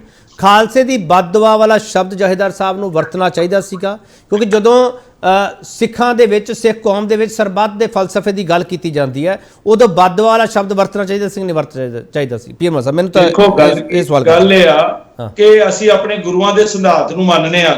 ਗੁਰੂਆਂ ਦੇ ਸਿਧਾਂਤ ਮੁਤਾਬਕ ਹੀ ਜਿਹੜਾ ਜਥੇਦਾਰ ਸ੍ਰੀ ਅਕਾਲ ਤਖਤ ਸਾਹਿਬ ਹੈ ਉਹ ਆਪਣਾ ਸੰਦੇਸ਼ ਆਪਣੀ ਕੌਮ ਨੂੰ ਦਿੰਦਾ ਹੈ। ਤੁਸੀਂ ਦੇਖੋ, ਗੁਰੂ ਨਾਨਕ ਦੇਵ ਜੀ ਨੇ ਜਦੋਂ ਜਾਬਰ ਜ਼ੁਲਮ ਕਰ ਰਹੇ ਸੀ ਤੇ ਉਹਨਾਂ ਨੇ ਇਹੋ ਹੀ ਗੱਲ ਕਹੀ ਸੀ ਨਾ, ਇੱਤੀ ਮਾਰ ਪਈ ਕਰਲਾਣੇ ਤੈ ਕੇ ਦਰਦ ਨਾ ਆਇਆ। ਅੱਜ ਵੀ ਜਿਹੜੀਆਂ ਘੱਟ ਗਿਣਤੀ ਕੌਮਾਂ ਨੇ ਜਿਨ੍ਹਾਂ ਦੇ ਵਿੱਚ ਸਿੱਖ ਕੌਮ ਵੀ ਆ ਰਹੀ ਹੈ, ਅਸੀਂ ਲਾਂਭੇ ਦੇ ਰਹੇ ਹਾਂ। ਅਜੇ ਬੀਜੇਪੀ ਨੂੰ ਅਸੀਂ ਉਸ ਤਰੀਕੇ ਨਾਲ ਨਹੀਂ ਦੇਖ ਰਹੇ ਜਿਵੇਂ ਕਾਂਗਰਸ ਨੇ ਕੀਤਾ। ਉਹਨਾਂ ਨੇ ਤਾਂ ਫਿਜ਼ੀਕਲ ਅਟੈਕ ਕਰ ਦਿੱਤੇ ਸਾਡੇ ਨਾਲ, ਇਹ ਸਾਡੇ ਉੱਤੇ ਸਿਧਾਂਤਕ ਅਟੈਕ ਕਰ ਰਹੇ ਨੇ। ਚਲੋ ਮੈਂ ਆ ਰਿਹਾ, ਪੀਰ ਮਸਾ ਵਾਪਸ ਆ ਰਿਹਾ। ਪੀਰ ਮਸਾ ਵਾਪਸ ਆ ਰਿਹਾ। ਕੁਲਦੀਪ ਸਿੰਘ ਧਾਲੀਵਾਲ, ਉਲਾਂਭੇ ਦੇਣੇ ਪੈ ਰਹੇ ਹੈ ਕਾਰਜਕਾਰੀ ਜਥੇਦਾਰ ਸਾਹਿਬ ਨੂੰ। ਕੁਲਦੀਪ ਸਿੰਘ ਧਾਲੀਵਾਲ, ਤੁਸੀਂ ਸਿਧਾਂਤਕ ਅਟੈਕ ਕਰਦੇ ਪਏ ਹੋ ਕੌਮ ਤੇ। ਕੁਲਦੀਪ ਸਿੰਘ ਧਾਲੀਵਾਲ ਦੇਖੋ ਕੇਪੀ, ਜਿਹੜਾ ਇਹ ਗੱਲ ਹੈ ਨਾ, ਜਿਵੇਂ ਕਹਿੰਦੇ ਵਹਿਮ ਦਾ ਕੋਈ ਇਲਾਜ ਨਹੀਂ ਹੁੰਦਾ। ਜਿਹੜੀ ਗੱਲ ਪਹਿਲੀ ਗੱਲ ਤਾਂ ਜਿਹੜੀ ਤੁਸੀਂ ਗੱਲ ਰੱਖੀ ਹੈ ਕਿ ਮੇਰੇ ਖਿਆਲ 'ਚ ਸਿੱਖੀ ਜਿਹੜੀ ਹੈ ਔਰ ਜਥੇਦਾਰ ਸਾਹਿਬ ਜੋ ਸ਼ਬਦ ਵੀ ਕਹਿਣ, ਕੋਈ ਵੀ ਸਿੱਖ ਹੈ ਕਿ ਦੇਸ਼ ਵਿਦੇਸ਼ 'ਚ ਵਸਦਾ, ਇੱਕ ਇੱਕ ਸ਼ਬਦ ਉਹਦੇ ਲਈ ਕੀਮਤੀ ਹੁੰਦਾ ਹੈ। ਪਰ ਸਿੱਖੀ ਚੜ੍ਹਦੀ ਕਲਾ ਦਾ ਪ੍ਰਤੀਕ ਹੈ, ਖਾਲਸਾਈ ਜਾਹੋ ਜਲਾਲ ਚੜ੍ਹਦੀ ਕਲਾ ਦਾ ਪ੍ਰਤੀਕ ਹੈ। ਉੱਥੇ ਇਸ ਤਰ੍ਹਾਂ ਦੇ ਸ਼ਬਦ ਜਿਹੜੇ ਹੈਗੇ ਆ, ਮੈਨੂੰ ਲੱਗਦਾ ਪਿੱਛੋਂ ਕਿਤੇ ਨਾ ਕਿਤੇ ਸਿਆਸਤ ਤੋਂ ਪ੍ਰੇਰਿਤ ਜਿਹੜੀ ਗੱਲ ਹੈ ਉਹ ਜ਼ਰੂਰ ਹੋਈ ਹੈ। ਔਰ ਮੈਨੂੰ ਨਹੀਂ ਲੱਗਦਾ ਦੂਜੀਆਂ ਪਾਰਟੀਆਂ ਨੂੰ ਵੀ ਲੱਗਦਾ ਵੀ ਕਿਤੇ ਨਾ ਕਿਤੇ ਸਿਆਸਤ ਤੋਂ ਪ੍ਰੇਰਿਤ ਜਿਹੜਾ ਭਾਸ਼ਣ ਹੈ। ਨਹੀਂ, ਕੁਲਦੀਪ ਸਿੰਘ ਧਾਲੀਵਾਲ ਤੁਸੀਂ ਕਮੈਂਟ ਕਰ ਲਓ, ਕੋਈ ਦਿੱਕਤ ਨਹੀਂ। ਕੁਲਦੀਪ ਸਿੰਘ ਧਾਲੀਵਾਲ, ਪਰ ਜਿਹੜਾ ਉਹਨੇ SGPC ਦਾ ਉਹਨਾਂ ਨੇ ਹਵਾਲਾ ਦੇ ਕੇ ਕਮੈਂਟ ਕੀਤਾ ਕੁਲਦੀਪ ਸਿੰਘ ਧਾਲੀਵਾਲ, ਉਹਨੂੰ ਤਾਂ ਤੁਸੀਂ ਦਰਕਨਾਰ ਕਰ ਸਕਦੇ ਨਾ। ਉਹ ਸਿੱਧਾ ਕਹਿ ਰਿਹਾ ਸਾਜ਼ਿਸ਼ ਕਰ ਰਹੇ ਤੁਸੀਂ। ਮੈਂ ਆਉਣਾ ਉਸੇ ਗੱਲ ਤੇ ਆਉਣਾ ਜੀ, ਉਸੇ ਗੱਲ ਤੇ ਆਉਣਾ। ਦੇਖੋ ਹੁਣ ਇੱਕ ਚੀਜ਼ ਤਾਂ ਆਪਣੇ ਸਾਹਮਣੇ ਸਿੱਖ ਸਕਾਲਰ ਵੀ ਬੈਠੇ ਆ, ਮੈਂ ਇੱਕ ਚੀਜ਼ ਤਾਂ ਰੱਖਣੀ ਜ਼ਰੂਰ ਚਾਹੁੰਦਾ ਕਿ ਇਹ ਚੀਜ਼ ਸਾਰੇ ਦਰਸ਼ਕਾਂ ਦੇ ਸਾਹਮਣੇ ਕਿ ਜਿਹੜੀ ਹਰਿਆਣਾ ਕਮੇਟੀ ਦੀ ਸਿੱਧੀ ਉਹਨਾਂ ਨੇ ਗੱਲ ਕੀਤੀ, ਉਹ ਕਮੇਟੀ ਬਣੀ ਕਦੋਂ? ਉਹ ਕਾਂਗਰਸ ਦੇ ਟਾਈਮ 'ਚ ਬਣੀ ਹੈ, ਸਾਡੇ ਸਮੇਂ ਤਾਂ ਬਣੀ ਨਹੀਂ ਵੀ ਜਿਹੜੀ ਹੁਣ ਬਣ ਗਈ ਹੋਵੇ, ਅਸੀਂ ਆ ਕੇ ਬਣਾਤੀ ਹੋਵੇ। ਔਰ ਉਸ ਤੋਂ ਬਾਅਦ ਜਿਹੜਾ ਮਾਨਯੋਗ ਸੁਪਰੀਮ ਕੋਰਟ ਨੇ ਜੋ ਗੱਲ ਕਹੀ ਉਹ ਭਾਰਤੀ ਜਨਤਾ ਪਾਰਟੀ ਦੀ ਸਰਕਾਰ ਨੇ ਲਾਗੂ ਕਰਤੀ। ਤਾਂ ਉਹਦੇ ਤੇ ਜਿਹੜਾ ਹੈਗਾ ਸਾਡੇ ਤੇ ਇਹ ਇਤਰਾਜ਼ ਕਰਨਾ ਵੀ ਤੁਸੀਂ ਸੁਪਰੀਮ ਕੋਰਟ ਦੇ ਹੁਕਮ ਨੂੰ ਲਾਗੂ ਕਿਉਂ ਕੀਤਾ ਤੇ ਤੁਸੀਂ ਪਾੜ ਪਾ ਰਹੇ ਹੋ, ਇਸ ਤਰ੍ਹਾਂ ਦੀਆਂ ਗੱਲਾਂ ਮੇਰੇ ਖਿਆਲ 'ਚ ਬਿਲਕੁਲ ਗਲਤ, ਕਿਉਂਕਿ ਸਾਡਾ ਬੜਾ ਲੰਮਾ ਭਾਈਵਾਲੀ ਵੀ ਰਹੀ ਹੈ, ਤੁਸੀਂ ਸਾਡੇ ਬਾਰੇ ਜਾਣਦੇ ਵੀ ਹੋ। ਔਰ ਜਿੰਨੇ ਕੰਮ ਸਿੱਖਾਂ ਦੇ ਲਈ ਭਾਰਤੀ ਜਨਤਾ ਪਾਰਟੀ ਮਾਨਯੋਗ ਮੋਦੀ ਸਰਕਾਰ ਨੇ ਕੀਤੇ ਆ, ਉਹ ਮੈਂ ਜੇ ਦੁਬਾਰਾ ਗਿਣਾਵਾਂ, ਹਰ ਵਾਰੀ ਆਉਣਾ ਤੁਹਾਡੇ ਚੈਨਲ ਤੇ ਗਿਣਾਉਣਾ ਹੈ ਤਾਂ ਉਹ ਬਹੁਤ ਲੰਮੀ ਲਿਸਟ ਹੈ। ਔਰ ਜੇ ਬੰਦੀ ਸਿੰਘਾਂ ਦੀ ਗੱਲ ਵੀ ਹੈ ਤਾਂ ਕੱਲਾ ਸਾਨੂੰ ਮਾਣ ਹਾਸਲ ਹੈ ਵੀ ਅਸੀਂ ਬੰਦੀ ਸਿੰਘ ਛੱਡੇ। ਚਲੋ ਕੁਲਦੀਪ ਧਾਲੀਵਾਲ, ਇਹ ਡਿਬੇਟ ਹੋਰ ਪਾਸੇ ਚੱਲ ਜੂਗੀ, ਬੰਦੀ ਸਿੱਖਾਂ ਦਾ ਜ਼ਿਕਰ ਕਰੂੰਗਾ। ਮੇਰੇ ਕੋਲ ਬਹੁਤ ਸਾਰੇ ਸਵਾਲ ਹੈਗੇ ਇਸ ਤੇ। ਮੈਂ ਇੱਕ ਛੋਟਾ ਬ੍ਰੇਕ ਲੂੰਗਾ, ਬ੍ਰੇਕ ਤੋਂ ਵਾਪਸ ਆਊਂਗਾ। ਜਥੇਦਾਰ ਦਾ ਟੁਕੜਿਆਂ ਵਾਲਾ ਟਾਰਗੇਟ ਹੈ ਕਿ ਇਸ ਨੂੰ ਸਮਝਣ ਦੀ ਕੋਸ਼ਿਸ਼ ਕਰ ਰਿਹਾ ਤੇ ਵਾਪਸ ਆ ਰਿਹਾ। ਇੱਕ ਵਾਰ ਫਿਰ ਤੁਹਾਡਾ ਸਵਾਗਤ ਕਰਦੇ ਹਾਂ। ਤੇ ਸਵਾਲ ਜਿਹੜਾ ਅਸੀਂ ਪੁੱਛ ਰਹੇ ਖਾਲਸੇ ਦੀ ਧਰਤੀ ਤੋਂ, ਖਾਲਸੇ ਦੀ ਬਦਦੁਆ ਵਾਲੀ ਚੇਤਾਵਨੀ ਦੇ ਕੇ ਜਥੇਦਾਰ ਨੇ ਕੌਮ ਨੂੰ ਕਿਹੜਾ ਸੁਨੇਹਾ ਦਿੱਤਾ? ਮੈਂ ਗੁਰਤੇਜ ਸਿੰਘ ਜੀ 1 ਮਿੰਟ 'ਚ ਆ ਰਿਹਾ ਤੁਹਾਡੇ ਕੋਲੇ। ਪਹਿਲਾਂ ਮੈਂ ਡਾਕਟਰ ਮੁਹੰਮਦ ਖਾਲਿਦ ਦੀ ਟਿੱਪਣੀ ਲੈ ਲਵਾਂ। ਖਾਲਿਦ ਸਾਹਿਬ ਘੱਟ ਗਿਣਤੀ ਦੇਸ਼ ਵਿੱਚ ਇੰਨੀ ਪਰੇਸ਼ਾਨ ਹੈ ਕਿ ਜਥੇਦਾਰ ਸਾਹਿਬ ਜੋ ਵੀ ਕਹਿ ਦੇਣ ਉਸ ਨੂੰ ਉਲਾਂਭਾ ਮੰਨ ਕੇ ਸਾਨੂੰ ਸਵਾਗਤ ਕਰ ਦੇਣਾ ਚਾਹੀਦਾ। ਡਾਕਟਰ ਖਾਲਿਦ ਦੇਖੋ ਇਦਾਂ ਕੇਪੀ ਜੀ, ਜਿਸ ਵੇਲੇ ਕੋਈ ਬੰਦਾ ਕੋਈ ਬਦਦੁਆ ਦਿੰਦਾ ਨਾ, ਉਹ ਇੱਕ ਬਹੁਤ ਮਜਬੂਰੀ ਦੀ ਸਥਿਤੀ ਦੇ ਵਿੱਚ ਹੁੰਦਾ ਹੈ, ਔਰ ਜਿਹਨੂੰ ਕਹਿੰਦੇ ਆ ਬੈਕ ਟੂ ਦ ਵਾਲ। ਤੇ ਉਹ ਸਿਚੁਏਸ਼ਨ ਜਿਹੜੀ ਹੈਗੀ ਹੈ ਉਹ ਜਥੇਦਾਰ ਸਾਹਿਬ ਨੇ ਮਹਿਸੂਸ ਕੀਤੀ ਹੈ, ਜਿਹਦੀ ਵਜ੍ਹਾ ਕਰਕੇ ਹੀ ਉਹਨਾਂ ਨੇ ਇਹ ਵੀ ਕਿਹਾ ਵੀ ਤੁਸੀਂ ਆਪਣੀ ਪਾਰਲੀਮੈਂਟ ਨੂੰ ਠੀਕ ਠਾਕ ਰੱਖੋ, ਸਾਬਤ ਰੱਖੋ, ਯਾਨੀ ਕਿ ਇੰਡੀਆ ਦੀ ਪਾਰਲੀਮੈਂਟ ਨੂੰ, ਲੇਕਿਨ ਸਾਡੇ ਟੁਕੜੇ ਟੁਕੜੇ ਨਾ ਕਰੋ। ਅਸਲ ਮੁੱਦਾ ਇਹ ਹੈਗਾ, ਗੱਲ ਇਹ ਹੈਗੀ ਹੈ ਕਿ ਇਹ ਸੋਚਣ ਵਾਲੀ ਗੱਲ ਹੈਗੀ ਹੈ, ਔਰ ਇਹ ਸਿੱਖ ਬੁੱਧੀਜੀਵੀਆਂ ਦੇ ਵਿੱਚ ਇਹ ਗੱਲ ਸੋਚੀ ਵੀ ਜਾਣੀ ਚਾਹੀਦੀ ਹੈ ਕਿ ਜਿਹੜੀ ਹਰਿਆਣਾ ਗੁਰਦੁਆਰਾ ਪ੍ਰਬੰਧਕ ਕਮੇਟੀ ਬਣਾਈ ਹੈ, ਕਿਆ ਇਹ ਬਿਗਨਿੰਗ ਹੈ ਜਾਂ ਇਹ ਐਂਡ ਹੈ? ਕਿਆ ਉਸ ਤੋਂ ਬਾਅਦ ਇਹ ਗੱਲ ਹਿਮਾਚਲ 'ਚ ਵੀ ਆਏਗੀ ਜਾਂ ਦੂਸਰੀ ਜਗ੍ਹਾ ਤੇ ਵੀ ਆਏਗੀ? ਕਿਆ ਇੱਥੇ ਠੱਲ ਹੋ ਜਾਏਗੀ? ਇਹ ਚੀਜ਼ ਜਿਹੜੀ ਹੈਗੀ ਆ ਪਰੇਸ਼ਾਨ ਕਰ ਰਹੀ ਹੈ, ਕਿਉਂਕਿ ਆਪਾਂ ਇਹ ਗੱਲ ਜਾਣਦੇ ਹਾਂ, ਚਾਹੇ ਉਹ ਯੂਨੀਫਾਰਮ ਸਿਵਲ ਕੋਡ ਦਾ ਮਸਲਾ ਹੋਵੇ, ਮੁਸਲਿਮ ਪਰਸਨ ਲਾ ਦੇ ਉੱਪਰ ਅਟੈਕ ਹੋਵੇ, ਚਾਹੇ ਉਹ ਆਲ ਇੰਡੀਆ ਮੁਸਲਿਮ ਪਰਸਨ ਲਾ ਬੋਰਡ ਦੇ ਉੱਪਰ ਅਟੈਕ ਹੋਵੇ, ਆਪਾਂ ਦੇਖ ਹੀ ਰਹੇ ਹਾਂ। ਤਾਂ ਇੱਕ ਇਦਾਂ ਲੱਗ ਰਿਹਾ ਹੈ ਕਿ ਮਾਈਨੋਰਿਟੀਜ਼ ਦੇ ਨਾਲ ਕਿਸੇ ਤਰੀਕੇ ਦੇ ਨਾਲ ਕੋਈ ਧੱਕਾ ਤਾਂ ਨਹੀਂ ਹੋ ਰਿਹਾ, ਜਿਹਦੀ ਵਜ੍ਹਾ ਕਰਕੇ ਇਹ ਸਾਰਾ ਕੁਝ ਹੋ ਰਿਹਾ ਹੈ ਔਰ ਅੱਗੇ ਨੂੰ ਹੋਣ ਦੀ ਸੰਭਾਵਨਾ ਹੈ। ਉਹਦੀ ਜਿਹੜੀ ਸਮਝ ਲਓ ਖਦਸ਼ਾ ਹੈ, ਉਹ ਜਥੇਦਾਰ ਸਾਹਿਬ ਨੇ ਵਿਅਕਤ ਕੀਤਾ ਹੈ ਉਹਦੇ ਵਿੱਚ, ਕਿਉਂਕਿ ਜਥੇਦਾਰ ਅਕਾਲ ਤਖਤ ਇੱਕ ਤਰ੍ਹਾਂ ਪੂਰੇ ਸਿੱਖ ਜਗਤ ਦਾ ਸਪੋਕਸਮੈਨ ਹੁੰਦਾ, ਔਰ ਜਿਹੜੀ ਚੀਜ਼ ਉਹ ਆਪ ਨਹੀਂ ਕਹਿ ਰਹੇ, ਉੱਥੇ ਗੱਲਬਾਤ ਹੁੰਦੀ ਹੋਊਗੀ, ਡਿਸਕਸ਼ਨ ਹੁੰਦੀ ਹੋਊਗੀ, ਉਹਦਾ ਪ੍ਰਤੀਕ ਅੱਜ ਦਾ ਜਿਹੜਾ ਭਾਸ਼ਣ ਹੈ ਉਹਦੇ ਵਿੱਚ ਜੋ ਉਹਨਾਂ ਨੇ ਕਿਹਾ ਹੋਇਆ ਹੈ। ਇਸ ਕਰਕੇ ਮੈਂ ਇਹਨੂੰ ਇਹ ਸਮਝਦਾ ਕਿ ਉਹ ਜਿਹੜੇ ਅੱਗੇ ਨੂੰ ਆਉਣ ਵਾਲੇ ਚੈਲੰਜਸ ਹੈ SGPC ਵਾਸਤੇ ਵੀ ਔਰ ਐਜ਼ ਏ ਮਾਈਨੋਰਿਟੀ ਸਿੱਖਾਂ ਵਾਸਤੇ ਵੀ, ਉਹਨਾਂ ਦੇ ਵੱਲ ਧਿਆਨ ਦਿਲਾਉਂਦੇ ਹੋਏ ਉਹਨਾਂ ਨੇ ਇਹ ਗੱਲ ਕਹੀ ਹੈ। ਔਰ ਇਹਦੇ ਵਿੱਚ ਮੈਨੂੰ ਕੋਈ ਬੁਰਾਈ ਨਜ਼ਰ ਨਹੀਂ ਆਉਂਦੀ, ਜਿੱਥੇ ਤੱਕ ਇਸ ਚੀਜ਼ ਦਾ ਸਵਾਲ ਹੈ ਕਿ ਅਗਰ ਕੌਮ ਨੂੰ ਕੋਈ ਖਤਰਾ ਆ ਰਿਹਾ ਹੋਵੇ ਤਾਂ ਉਹਦੇ ਬਾਰੇ ਕੌਮ ਨੂੰ ਜਾਗਰੂਕ ਕਰਾਉਣਾ, ਅਵਗਤ ਕਰਵਾਉਣਾ ਔਰ ਉਹਦੇ ਵਾਸਤੇ ਤਿਆਰ ਰਹਿਣ ਵਾਸਤੇ ਜਾਂ ਉਹਨੂੰ ਚੈਲੰਜ ਨੂੰ ਫੇਸ ਕਰਨ ਵਾਸਤੇ ਇੱਕ ਦੁਹਾਈ ਦੇਣਾ, ਇਸ ਤੋਂ ਜ਼ਿਆਦਾ ਉਹ ਨਹੀਂ। ਹਾਂ, ਇਹ ਜ਼ਰੂਰ ਹੈ ਕਿ ਮੈਂ ਇਹ ਚੀਜ਼ ਸਮਝਦਾ ਕਿ ਆਉਣ ਵਾਲੇ ਦਿਨਾਂ ਦੇ ਵਿੱਚ ਜਿਹੜਾ SGPC ਹੈ ਜਾਂ SGPC ਦੀ ਜਿਹੜੀ ਮਰਿਆਦਾ ਹੈ ਉਹਨੂੰ ਹੋਰ ਵੀ ਡਾਇਲੂਟ ਕੀਤਾ ਜਾ ਸਕਦਾ ਹੈ। ਇਹ ਖਦਸ਼ਾ ਮੇਰੇ ਅੰਦਰ ਵੀ ਹੈ, ਮੇਰੇ ਦਿਮਾਗ ਦੇ ਵਿੱਚ। ਚਲੋ ਠੀਕ ਹੈ। ਗੁਰਤੇਜ ਸਿੰਘ ਜੀ, ਜਥੇਦਾਰ ਸਾਹਿਬ ਨੇ ਫਿਰ ਤਾਂ ਕੁਝ ਗਲਤ ਕਿਹਾ ਹੀ ਨਹੀਂ, ਬੀਜੇਪੀ ਨੂੰ ਇਸ ਵਿੱਚ ਸਿਆਸਤ ਕਿਉਂ ਲੱਗਦੀ ਪਈ ਹੈ? ਡਾਕਟਰ ਖਾਲਿਦ ਵੀ ਕਹਿ ਰਿਹਾ ਘੱਟ ਗਿਣਤੀ ਜੇ ਮਜਬੂਰ ਹੈ ਤਾਂ ਉਹ ਕੀ ਕਹਿਣਗੇ? ਕਰਨੈਲ ਸਿੰਘ ਪੀਰ ਮੁਹੰਮਦ ਅਰਾ ਨੇ ਤਾਂ ਕਹਿਣਾ ਹੀ ਕਹਿਣਾ ਹੈ, ਕਿਉਂਕਿ ਕਾਰਨ ਹੈ ਕਿਉਂਕਿ ਅਕਾਲੀ ਦਲ ਹੈ ਲਗਾਤਾਰ ਬੀਜੇਪੀ ਦਾ ਇਸ ਮੁੱਦੇ ਤੇ ਵਿਰੋਧ ਕਰਦਾ ਪਿਆ। ਗੁਰਤੇਜ ਸਿੰਘ ਜੀ, ਹੁਣ ਜਥੇਦਾਰ ਸਾਹਿਬ ਦੇ ਇਸ ਬਿਆਨ ਦਾ ਸਵਾਗਤ ਕਰ ਦਈਏ ਚੁੱਪਚਾਪ? ਕੇਪੀ ਜੀ, ਇਸ ਤਰ੍ਹਾਂ ਕਰਨਾ ਮੁਸ਼ਕਲ ਜਿਹਾ ਜਾਪਦਾ ਹੈ। ਪਹਿਲੀ ਗੱਲ ਤਾਂ ਇਹ ਹੈ ਜਿਹੜਾ ਤਾਂ ਇਹਨਾਂ ਨੇ ਕਿਹਾ ਹੈ ਕਿ ਨੌਜਵਾਨ ਸਾਡੇ ਗੁੰਮਰਾਹ ਹੋ ਰਹੇ ਨੇ ਔਰ ਇਹ ਲੋਕ ਦਿਸ਼ਾਹੀਨ ਹੋ ਰਹੇ ਨੇ। ਇਸ ਦੇ ਬਾਰੇ ਇਹਨਾਂ ਨੂੰ ਇਹ ਸੋਚਣਾ ਚਾਹੀਦਾ ਹੈ ਕਿ ਸਭ ਤੋਂ ਪਹਿਲੀ ਜ਼ਿੰਮੇਵਾਰੀ ਸਾਡੀ ਆਪਣੀ ਹੈ। ਸਾਡੇ ਬੱਚੇ ਨੇ, ਅਸੀਂ ਕੀ ਕੀਤਾ ਉਹਨਾਂ ਵਾਸਤੇ? ਇੱਥੇ 15-15 ਸਾਲ, 25-25 ਸਾਲ, 5-5 ਸਰਕਾਰਾਂ ਅਸੀਂ ਬਣਾਈਆਂ, ਤੇ ਜਿਹੜੇ ਬੱਚੇ ਬਾਹਰ ਜਾਂਦੇ ਸੀਗੇ ਨਕਲੀ ਪਾਸਪੋਰਟ ਦੇ ਉੱਤੇ ਜਾਂ ਇਹਨਾਂ ਲੋਕਾਂ ਕੋਲੋਂ ਨਕਲੀ ਟਰੈਵਲ ਏਜੰਟਸ ਕੋਲੋਂ ਲੈ ਕੇ ਤੇ ਸਮੁੰਦਰਾਂ ਦੇ ਵਿੱਚ ਡੁੱਬ ਜਾਂਦੇ ਸੀ, ਅਸੀਂ ਕਦੇ ਵੀ ਉਹਨਾਂ ਨੂੰ ਪੜਤਾਲ ਕਰਨ ਦੀ ਕੋਸ਼ਿਸ਼ ਨਹੀਂ ਕੀਤੀ ਵੀ ਇਹ ਕਿਉਂ ਇਸ ਤਰ੍ਹਾਂ ਹੋ ਰਿਹਾ ਔਰ ਕੀ ਸਜ਼ਾ ਇਹਨਾਂ ਨੂੰ ਮਿਲਣੀ ਚਾਹੀਦੀ ਹੈ। ਜਿਹੜੇ ਬੱਚਿਆਂ ਨੂੰ ਇੱਥੇ ਰਹਿ ਕੇ ਐਜੂਕੇਸ਼ਨ ਹਾਸਲ ਹੋਣਾ ਚਾਹੀਦਾ ਸੀਗਾ, ਉਹਨਾਂ ਵਾਸਤੇ ਅਸੀਂ ਐਜੂਕੇਸ਼ਨ ਦੇ ਸਾਰੇ ਰਾਹ ਬੰਦ ਕਰਤੇ। ਇਹ ਬਲਵੰਤ ਸਿੰਘ ਨੇ 1970 ਦੇ ਵਿੱਚ ਤਕਰੀਬਨ 72 ਦੇ ਵਿੱਚ ਉਹ ਆਪਣਾ ਇੱਥੇ ਕੰਪਿਊਟਰ ਪੰਜਾਬ ਕੰਪਿਊਟਰ ਲਿਮਿਟਿਡ ਖੋਲਿਆ ਸੀ। ਉਸ ਨੂੰ ਅਸੀਂ ਉਸ ਵੇਲੇ ਨਾ ਬੰਗਾਲ ਦੇ ਵਿੱਚ ਸੀ, ਨਾ ਕਰਨਾਟਕਾ ਦੇ ਵਿੱਚ ਸੀ, ਨਾ ਤੇਲੰਗਾਨਾ ਦੇ ਵਿੱਚ ਸੀ ਕੰਪਿਊਟਰ ਦੀ ਕੋਈ ਜਾਣਕਾਰੀ। ਗੁਰਤੇਜ ਸਿੰਘ, ਜਿਹੜੀ ਚਿੰਤਾ ਤੁਸੀਂ ਜਤਾ ਰਹੇ ਹੋ ਸਾਰਿਆਂ ਦੇ ਵਿੱਚ ਕੋਈ ਦੋ ਰਹਿਮਾ ਨਹੀਂ ਕਿ ਇਸ ਚਿੰਤਨ ਹੋਣਾ ਚਾਹੀਦਾ। ਪਰ ਗੁਰਤੇਜ ਸਿੰਘ, ਜਿਹੜੀ ਪੋਜੀਸ਼ਨ ਅੱਜ ਹੈ ਕੌਮ ਦੀ ਚੜ੍ਹਦੀ ਕਲਾ ਦਾ ਪ੍ਰਤੀਕ ਹੁੰਦਾ, ਖਾਲਸਾਈ ਜਾਹੋ ਜਲਾਲ ਦਾ ਪ੍ਰਤੀਕ ਹੈ, ਜਿਹੜੇ ਮੰਚ ਤੇ ਜਥੇਦਾਰ ਸਾਹਿਬ ਸੰਬੋਧਨ ਕਰ ਰਹੇ ਸੀਗੇ, ਉੱਥੇ ਤਾਂ ਲੱਗਦਾ ਕਿ ਇਹ ਚੜ੍ਹਦੀ ਕਲਾ ਵਾਲਾ ਸੰਕੇਤ ਹੈ ਜਿਹੜਾ ਉਹਨਾਂ ਨੇ ਸੰਬੋਧਨ ਕੀਤਾ। ਇਹਦੇ ਬਾਰੇ ਆਪਾਂ ਗੱਲ ਕਰ ਰਹੇ ਹਾਂ। ਇੱਕ ਦੋ ਗੱਲਾਂ ਹਨਗੀਆਂ ਜਿਹੜੀਆਂ ਦੇ ਵਿੱਚੋਂ ਠੀਕ ਹਨਗੇ। ਪਹਿਲੀ ਗੱਲ ਤਾਂ ਇਹ ਠੀਕ ਹੈ ਕਿ ਜਿਹੜਾ ਸੁਪਰੀਮ ਕੋਰਟ ਸਿੱਖਾਂ ਦੇ ਬਰਖਲਾਫ ਸ਼ੁਰੂ ਤੋਂ ਫੈਸਲੇ ਦਿੰਦਾ ਆਇਆ ਹੈ। ਹਰੀ ਸਿੰਘ ਨਲੂਆ ਕਾਨਫਰੰਸ ਦੇ ਵਿੱਚ ਇਹ ਮਤਾ ਵੀ ਪਾਸ ਹੋਇਆ ਸੀ ਕੌਮ ਵੱਲੋਂ, ਅਕਾਲੀ ਦਲ ਵੱਲੋਂ, ਕਿ ਜੀ ਸਾਡੇ ਜਿੰਨੇ ਵੀ ਮਸਲੇ ਅਸੀਂ ਲੈ ਕੇ ਜਾਂਦੇ ਹਾਂ ਸਿੱਖ ਇੰਟਰਸਟ ਦੇ, ਉਹਨਾਂ ਦੇ ਉੱਤੇ ਸਾਨੂੰ ਫੈਸਲੇ ਸਾਡੇ ਬਰਖਲਾਫ ਆਉਂਦੇ ਨੇ, ਔਰ ਇਹ ਮਤਾ ਰਿਕਾਰਡ ਦੇ ਉੱਤੇ ਹੈ ਅੱਜ ਤੱਕ। ਜਿਹੜੀ ਇਹ ਗੱਲ ਕਹਿ ਰਹੇ ਆ ਕਿ ਬਦਦੁਆ ਦੀ ਗੱਲ ਕਹਿੰਦੇ ਤਾਂ ਬਹੁਤ ਚੰਗਾ ਹੁੰਦਾ, ਕਿਉਂਕਿ ਇਹ ਇਸ ਤਰ੍ਹਾਂ ਦੇ ਭਰਮ ਵਹਿਮ ਔਰ ਇਹ ਲੋਕਾਂ ਨੂੰ ਫਰਦਰ ਦਿਸ਼ਾਹੀਨ ਕਰਨ ਵਾਸਤੇ ਹੈ। ਕਿਸੇ ਦੀ ਬਦਦੁਆ ਦੇ ਨਾਲ ਕਿਸੇ ਨੂੰ ਕੱਖ ਨਹੀਂ ਹੋਣ ਲੱਗਿਆ। ਜਿਨ੍ਹਾਂ ਨੇ ਗੁਰਬਾਣੀ ਪੜ੍ਹੀ ਆ, ਔਰ ਇਹ ਆਪਣੇ ਜਥੇਦਾਰ ਜੀ ਤਾਂ ਕਹਿੰਦੇ ਨੇ ਕਿ ਬਹੁਤ ਅੱਛੇ ਗੁਰਬਾਣੀ ਦੇ ਗਿਆਤਾ ਹੋਣਗੇ, ਉਹਨਾਂ ਨੂੰ ਪਤਾ ਹੋਣਾ ਚਾਹੀਦਾ ਹੈ ਕਿ ਜਿਸ ਵੇਲੇ ਬਾਬਰ ਦਾ ਹਮਲਾ ਹੋਇਆ ਤਾਂ ਉਹਨਾਂ ਨੇ ਲੋਧੀਆਂ ਨੇ ਬਹੁਤ ਸਾਰੇ ਪੀਰਾਂ ਨੂੰ ਬੁਲਾ ਲਿਆ ਸੀ। ਗੁਰੂ ਸਾਹਿਬ ਆਪਣੀ ਬਾਣੀ ਦੇ ਬਾਬਰ ਬਾਣੀ ਦੇ ਵਿੱਚ ਜ਼ਿਕਰ ਕਰਦੇ ਨੇ ਕਿ ਪੀਰ ਨਾ ਹੋਆ ਅੰਧਾ ਕਿਨੇ ਨਾ ਪਰਚਾ ਲਾਇਆ, ਕੋਈ ਮੁਗਲ ਨਾ ਹੋਆ ਅੰਧਾ ਕਿਨੇ ਨਾ ਪਰਚਾ ਲਾਇਆ। ਉਹਨਾਂ ਨੇ ਕਿਹਾ ਸੀਗਾ ਵੀ ਅਸੀਂ ਇਹਨਾਂ ਨੂੰ ਅੰਨੇ ਕਰ ਦਿਆਂਗੇ, ਇਹਨਾਂ ਦੀ ਫੌਜ ਨੂੰ, ਤੇ ਤੁਸੀਂ ਆਰਾਮ ਨਾਲ ਮਾਰ ਲਿਓ। ਇਸ ਤਰ੍ਹਾਂ ਕਦੇ ਕੁਝ ਨਹੀਂ ਹੁੰਦਾ। ਇਹ ਲੋਕਾਂ ਨੂੰ ਗੁੰਮਰਾਹ ਕਰਕੇ ਤੇ ਉਹਨਾਂ ਨੂੰ ਨਿਹੱਥਲ ਕਰਨ ਵਾਲੀ ਗੱਲ ਹੈ, ਉਹਨਾਂ ਨੂੰ ਉਤਸ਼ਾਹ ਦੇਣ ਵਾਲੀ, ਤੇ ਉਹਨਾਂ ਨੂੰ ਉਸ ਦਾ ਜੋ ਮੁਸੀਬਤ ਆਈ ਹੈ ਉਸ ਦਾ ਮੁਕਾਬਲਾ ਕਰਨ ਵਾਲੀ ਗੱਲ ਨਹੀਂ। ਤੁਹਾਨੂੰ ਇਸ ਸ਼ਬਦ ਤੇ ਇਤਰਾਜ਼ ਹੈ? ਖਾਲਸੇ ਦੀ ਬਦਦੁਆ ਵਾਲਾ ਸ਼ਬਦ ਹੈ, ਇਸ ਤੇ ਇਤਰਾਜ਼ ਹੈ ਤੁਹਾਨੂੰ?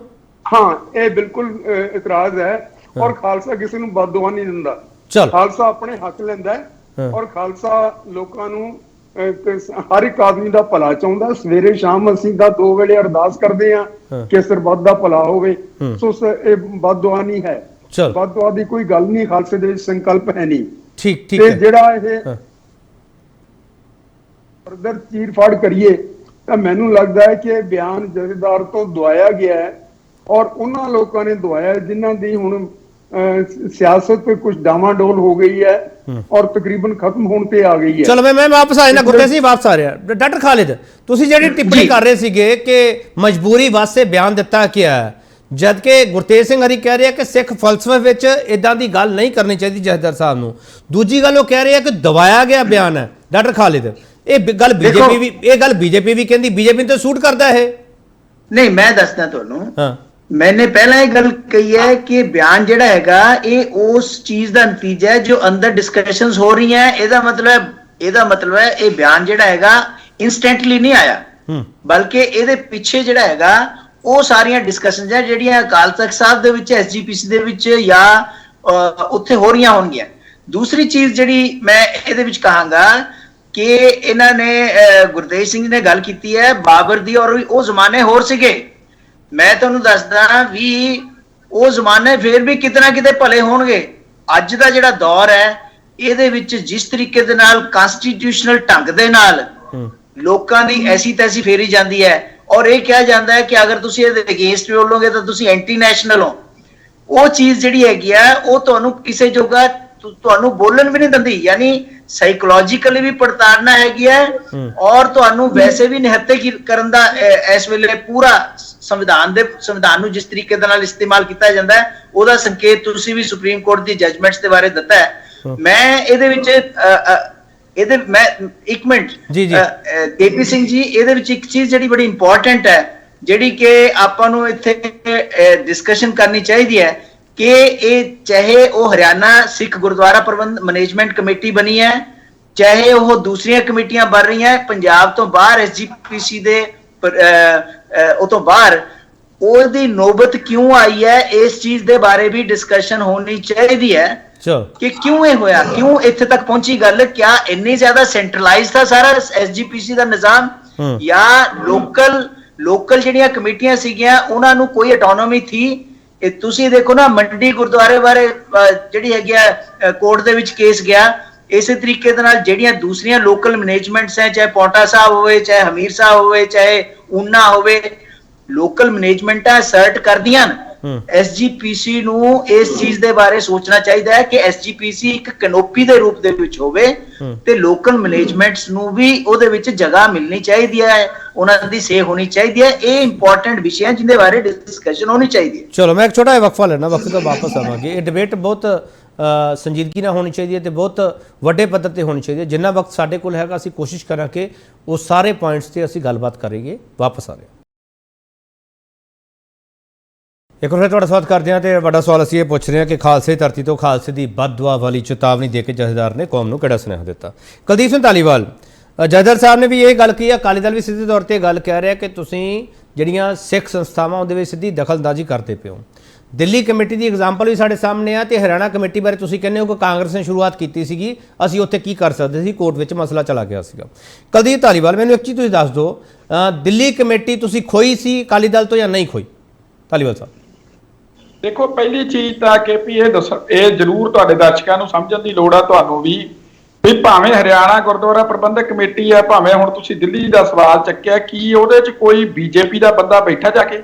ਚਲੋ ਮੈਂ ਇੱਕ ਸਵਾਲ ਕਰ ਲਾਂ ਕੁਲਦੀਪ ਧਾਲੀਵਾਲ, ਮੈਂ ਸਵਾਲ ਕਰ ਲਾਂ ਮੈਨੂੰ ਪੂਰਾ ਕੁਲਦੀਪ ਧਾਲੀਵਾਲ ਤੁਸੀਂ ਬੋਲਿਓ ਨਾ, ਬੋਲਿਓ, ਕੌਣ ਰੋਕਦਾ ਤੁਹਾਨੂੰ? ਕੋਈ ਨਹੀਂ ਰੋਕਦਾ।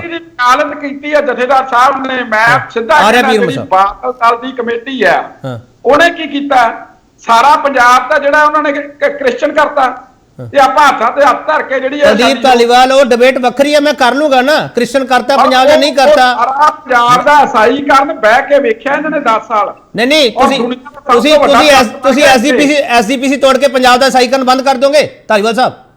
ਸਾਡਾ ਕੋਈ ਮਸਲਾ ਨਹੀਂ ਭਾਰਤੀ ਜਨਤਾ ਪਾਰਟੀ ਦਾ, ਮੈਂ ਤਾਂ ਸਿਰਫ ਦਰਸ਼ਕਾਂ ਨੂੰ ਤੁਹਾਡਿਆਂ ਨੂੰ ਆਇਨਾ ਦਿਖਾ ਰਿਹਾ। ਧਾਲੀਵਾਲ ਸਾਹਿਬ ਮੈਂ ਤਾਂ ਸਿੱਧਾ ਸਵਾਲ ਕਰ ਰਿਹਾ ਨਾ, ਦਿੱਲੀ ਕਮੇਟੀ ਦਾ ਮੈਂ ਸਵਾਲ ਕੀਤਾ, ਤੁਸੀਂ ਇੱਕ ਮਿੰਟ ਸੁਣ ਤਾਂ ਲਓ।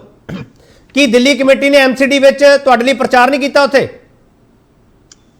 ਨਹੀਂ, ਦੇਖੋ ਮੈਂ ਜਿਹੜੀ ਤੁਹਾਨੂੰ ਗੱਲ ਦੱਸਿਆ ਹੈ ਕਿ ਭਾਵੇਂ ਜਿਹੜੀ ਸ਼੍ਰੋਮਣੀ ਗੁਰਦੁਆਰਾ ਪ੍ਰਬੰਧਕ ਕਮੇਟੀ ਦਿੱਲੀ ਆ, ਭਾਵੇਂ ਹਰਿਆਣਾ ਹੈ, ਭਾਰਤੀ ਜਨਤਾ ਪਾਰਟੀ ਦਾ ਤਾਂ ਨਹੀਂ ਕੋਈ ਉੱਥੇ ਬੈਠਾ ਨੁਮਾਇੰਦਾ। ਸਰ ਧਾਲੀਵਾਲ ਸਾਹਿਬ ਮੈਂ ਸਿੱਧਾ ਸਵਾਲ ਕਰ ਰਿਹਾ, ਤੁਹਾਡੇ ਲਈ ਪ੍ਰਚਾਰ ਕੀਤਾ ਜਾਂ ਉਹਨਾਂ ਨੇ ਨਹੀਂ ਕੀਤਾ? ਸਰ ਐਮਸੀਡੀ 'ਚ ਪ੍ਰਚਾਰ ਕੀਤਾ ਸੀ ਜਾਂ ਨਹੀਂ? ਧਾਲੀਵਾਲ ਸਾਹਿਬ ਸਿੱਧਾ ਜਵਾਬ ਦੇ ਦਿਓ ਨਾ, ਜੇ ਹੈਗਾ ਤਾਂ। ਰਾਜਨੀਤਿਕ ਨੁਮਾਇੰਦੇ ਕੋਲੇ ਹੈਗਾ ਤੇ ਉਹ ਕਿਸੇ ਆਪਸ ਵਿੱਚ ਜੇ ਉਹ ਕਰ ਲੈਂਦੇ ਆ, ਉਹ ਕਹਿੰਦਾ ਭਾਈ ਮੈਂ ਨਹੀਂ ਪ੍ਰਧਾਨ ਬਣਨਾ, ਤੇ ਜਿਹੜਾ ਵੋਟਾਂ ਪਾ ਦਿੰਦਾ ਡੈਮੋਕ੍ਰੈਟਿਕਲੀ ਉਹ ਬਣ ਜਾਂਦਾ ਹੈ। ਧਾਲੀਵਾਲ ਸਾਹਿਬ ਬਣਦਾ ਹੈ ਤੇ ਉਹਦੇ ਤੇ ਜਿਹੜਾ ਇਤਰਾਜ਼ ਅਕਾਲੀ ਦਲ ਬਾਦਲ ਕਰਦਾ ਹੈ। ਧਾਲੀਵਾਲ ਸਾਹਿਬ ਨੂੰ ਪੰਜਾਬ ਦੇ ਵਿੱਚ ਧਾਲੀਵਾਲ ਸਾਹਿਬ ਸਰ ਸੁਣ ਲਓ ਨਾ, ਧਾਲੀਵਾਲ ਸਾਹਿਬ ਸਰ ਸੁਣ ਲਓ, ਧਾਲੀਵਾਲ ਸਾਹਿਬ ਸਰ ਸੁਣ ਲਓ, ਧਾਲੀਵਾਲ ਸਾਹਿਬ ਸਰ ਸੁਣ ਲਓ, ਸਰ ਸੁਣ ਲਓ, ਮੈਂ ਡਿਬੇਟ ਡੀਰੇਲ ਨਹੀਂ ਹੋਣ ਦਊਂਗਾ ਸਰ। ਧਾਲੀਵਾਲ ਸਾਹਿਬ ਮੈਂ ਇੱਕ ਸਿੰਪਲ ਸਵਾਲ ਕੀਤਾ ਕਿ ਦਿੱਲੀ ਕਮੇਟੀ ਦੇ ਨੁਮਾਇੰਦਿਆਂ ਨੇ ਐਮਸੀਡੀ 'ਚ ਤੁਹਾਡੇ ਲਈ ਪ੍ਰਚਾਰ ਕੀਤਾ ਜਾਂ ਨਹੀਂ ਸਰ? ਹਾਂ ਜਾਂ ਨਾ ਜਵਾਬ ਹੈ ਤੁਹਾਡੇ ਕੋਲ ਜਾਂ ਨਹੀਂ? ਆਫੀਸ਼ੀਅਲੀ ਕਿਸੇ ਨੇ ਨਹੀਂ ਕੀਤਾ। ਚਲੋ ਠੀਕ ਹੈ sir, thank you sir, thank you, ਤੁਹਾਡਾ ਜਵਾਬ ਆ ਗਿਆ, ਥੈਂਕ ਯੂ। ਪੀਰ ਮਹਿਮਦ ਸਾਹਿਬ ਕਹਿ ਰਹੇ ਆਫੀਸ਼ੀਅਲੀ ਕਿਤੇ ਨਹੀਂ ਕੀਤਾ, ਸਾਰਿਆਂ ਦੀ ਆਪਦੀ ਭਾਵਨਾ ਜਿਹਦੇ ਨਾਲ ਮਰਜ਼ੀ ਜਾ ਸਕਦੇ, ਤੁਹਾਨੂੰ ਇਤਰਾਜ਼ ਕਿਉਂ ਆ ਪੀਰ ਮਹਿਮਦ ਸਾਹਿਬ? ਤੁਹਾਨੂੰ ਸਿਰਫ ਇਤਰਾਜ਼ ਇਹ ਹੈ ਕਿ ਐਸਜੀਪੀਸੀ ਜਿਵੇਂ ਘਟਦੀ ਜਾਊਗੀ ਤੁਹਾਡੀ ਸੱਤਾ ਤੋਂ ਚਾਬੀ ਹੈ ਜਿਹੜੀ ਉਹ ਘਟਦੀ ਜਾਊਗੀ? ਪੀਰ ਮਹਿਮਦ ਸਾਹਿਬ ਦੇਖੋ ਦਿੱਲੀ ਦੇ ਵਿੱਚ ਕੀ ਹੋਇਆ, ਦਿੱਲੀ ਦੇ ਵਿੱਚ ਮਨਜਿੰਦਰ ਸਿੰਘ ਸਿਰਸਾ, ਹਰਮੀਤ ਸਿੰਘ ਕਾਲਕਾ, ਇਹਨਾਂ ਨੂੰ ਪੁੱਛੋ ਕਿ ਉਹ ਕੌਣ ਨੇ। ਉਹ ਸ਼੍ਰੋਮਣੀ ਅਕਾਲੀ ਦਲ ਦੇ ਵਿੱਚੋਂ ਆਪਣੇ ਆਪ ਨੂੰ ਉਹਨਾਂ ਬਾਹਰ ਲੈ ਕੇ ਗਏ, ਫਿਰ ਉਹ ਬੀਜੇਪੀ ਉਹਨਾਂ ਨੇ ਜੁਆਇਨ ਕੀਤੀ, ਫਿਰ ਬੀਜੇਪੀ ਜੁਆਇਨ ਕਰਨ ਤੋਂ ਬਾਅਦ ਫਿਰ ਉਹਨਾਂ ਨੇ ਇੱਕ ਇਹਨਾਂ ਦੇ ਜਿਹੜੀ ਸਕ੍ਰਿਪਟ ਲਿਖੀ ਹੋਈ ਸੀ ਉਹਨੂੰ ਪੜ੍ਹਿਆ ਤੇ ਉਸ ਮੁਤਾਬਕ ਉੱਥੇ ਸਾਰਾ ਕੰਟਰੋਲ ਇਹਨਾਂ ਨੇ ਆਪਣਾ ਕਰ ਲਿਆ। ਪੀਰ ਮਹਿਮਦ ਸਾਹਿਬ ਸਵਾਲ ਸਿੱਧਾ ਪੀਰ ਮਹਿਮਦ ਸਾਹਿਬ ਸਰ ਸੁਣ ਲਓ ਨਾ, ਪੀਰ ਮਹਿਮਦ ਸਾਹਿਬ ਸਵਾਲ ਲੈ ਲਓ ਪੀਰ ਮਹਿਮਦ ਸਾਹਿਬ ਸਰ, ਇਹਦੇ ਚ ਬੀਜੇਪੀ ਤਾਂ ਚੱਕੂਗੀ ਨਾ ਤੁਹਾਡੇ ਬੰਦੇ, ਜੋ ਤੁਹਾਡੇ ਚ ਕਮਜ਼ੋਰੀ ਆ ਤੁਸੀਂ ਸਾਂਭ ਲੈਂਦੇ ਉਹਨਾਂ ਨੂੰ, ਕਿਉਂ ਨਾ ਸਾਂਭੇਗੇ ਤੁਹਾਡੇ? ਮੇਰੀ ਗੱਲ ਸੁਣੋ, ਗੱਲ ਜਿਹੜੀ ਹੁਣ ਬੀਜੇਪੀ ਕੀ ਕਰ ਰਹੀ ਹੈ, ਬੀਜੇਪੀ ਦੇ ਕੋਲ ਆਪਣਾ ਤਾਂ ਕੋਈ ਸਟਰਕਚਰ ਹੀ ਨਹੀਂ ਹੈਗਾ। ਬੀਜੇਪੀ ਨੇ ਕੀ ਕੀਤਾ ਹੈ ਕਿ ਘਰ ਦਾ ਭੇਤੀ ਲੰਕਾ ਢਾਏ, ਇਹ ਉਹ ਸਾਡੇ ਨਾਲ ਕਰ ਰਹੇ ਨੇ, ਸਾਡੀ ਪਿੱਠ ਦੇ ਵਿੱਚ ਛੁਰਾ ਮਾਰ ਰਹੇ ਨੇ। ਪਹਿਲਾਂ ਸਾਡੇ ਨਾਲ ਇਹਨਾਂ ਦਾ ਚੋਣ ਸਮਝੌਤਾ ਸੀ, ਇਹਨਾਂ ਨੂੰ ਪਤਾ ਸਾਡੇ ਬੰਦੇ ਔਰ ਇਹ ਸਾਰੇ ਅਸੀਂ ਇਕੱਠੇ ਚੱਲ ਰਹੇ ਸੀ, ਸ਼ਹਿਰਾਂ ਦੇ ਵਿੱਚ ਇਹ ਸਨ, ਪਿੰਡਾਂ ਦੇ ਵਿੱਚ ਕਸਬਿਆਂ ਦੇ ਵਿੱਚ ਅਸੀਂ ਸੀ। ਹੁਣ ਕੀ ਹੋਇਆ ਹੈ, ਇਹਨਾਂ ਨੇ ਇੱਕ ਮੁਹਿੰਮ ਸ਼ੁਰੂ ਕੀਤੀ ਹੋਈ ਹੈ, ਇੱਥੇ ਇਹਨਾਂ ਨੇ ਬਹੁਤ ਸਾਰੇ, ਤੁਸੀਂ ਦੇਖੋ ਮਿਨੋਰਟੀ ਕਮਿਸ਼ਨ ਦੇ ਜਿਹੜੇ ਚੇਅਰਮੈਨ ਸਾਹਿਬ ਨੇ, ਉਹ ਤੁਸੀਂ ਦੇਖੋ, ਉਹ ਚੀਫ ਖਾਲਸਾ ਦੀਵਾਨ ਉੱਥੋਂ ਤੱਕ ਪਹੁੰਚ ਗਏ, ਸਾਡੀਆਂ ਸਿੱਖ ਸੰਸਥਾਵਾਂ ਤੱਕ ਪਹੁੰਚ ਗਏ। ਫਿਰ ਉਸ ਤੋਂ ਅੱਗੇ ਗੱਲ ਸੁਣੋ ਜਿਹੜੀ ਹਰਿਆਣੇ ਦੇ ਵਿੱਚ ਹੋਈ ਹੈ, ਹਰਿਆਣੇ ਦੇ ਵਿੱਚ ਧਾਲੀਵਾਲ ਸਾਹਿਬ ਨੂੰ ਸਿੱਖ ਨਹੀਂ ਮੰਨਦੇ। ਧਾਲੀਵਾਲ ਸਾਹਿਬ ਇੱਕ ਮਿੰਟ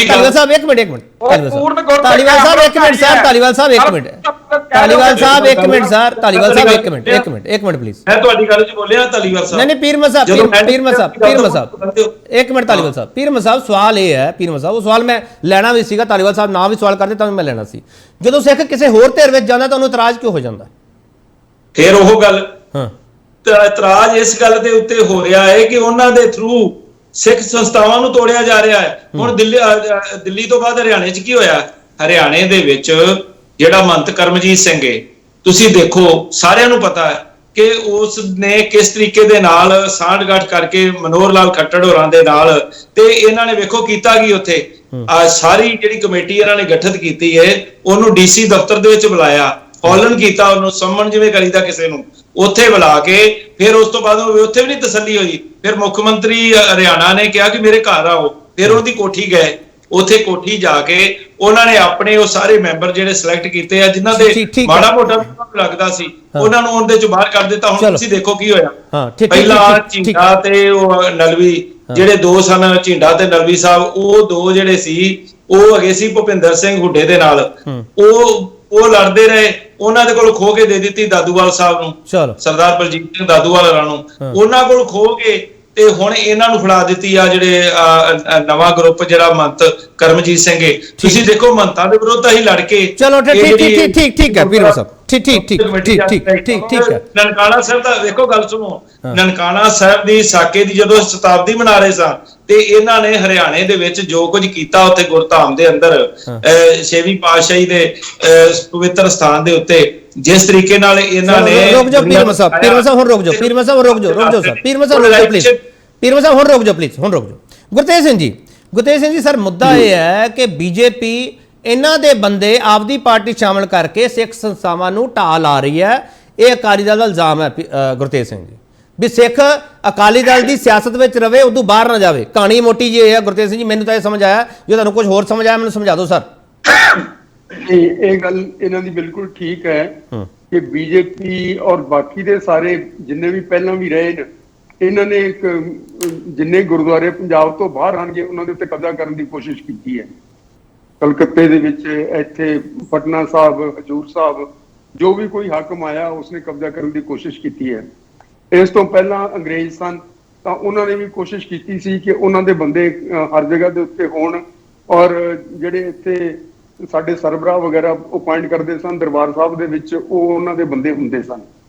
ਇਹ ਗੱਲ ਤਾਂ ਸਾਫ਼ ਹੈ, ਜ਼ਾਹਰ ਹੈ, ਅੱਜ ਦੀ ਸਰਕਾਰ ਵੀ ਕਰ ਰਹੀ ਹੈ, ਔਰ ਇਸ ਦੇ ਉੱਤੇ ਕੋਈ ਸ਼ੱਕ ਨਹੀਂ। ਔਰ ਇਹ ਇਹਨਾਂ ਨੂੰ ਕਿਉਂ ਇਸ ਤਰ੍ਹਾਂ ਦੀ, ਜੇ ਇਹਨਾਂ ਨੂੰ ਇਸ ਤਰ੍ਹਾਂ ਦਾ ਖਤਰਾ ਸੀਗਾ ਜਾਂ ਇਹਨਾਂ ਨੇ ਪਹਿਲਾਂ ਕਿਉਂ ਨਹੀਂ ਸੋਚਿਆ? ਬਾਬਰ ਬਾਣੀ ਦੇ ਵਿੱਚ ਗੁਰੂ ਸਾਹਿਬ ਕਹਿੰਦੇ ਆ, ਅੱਗੋਂ ਦੇ ਜੇ ਚੇਤੀਏ ਤਾਂ ਕਾਇਤ ਮਿਲੇ ਸਜਾਏ।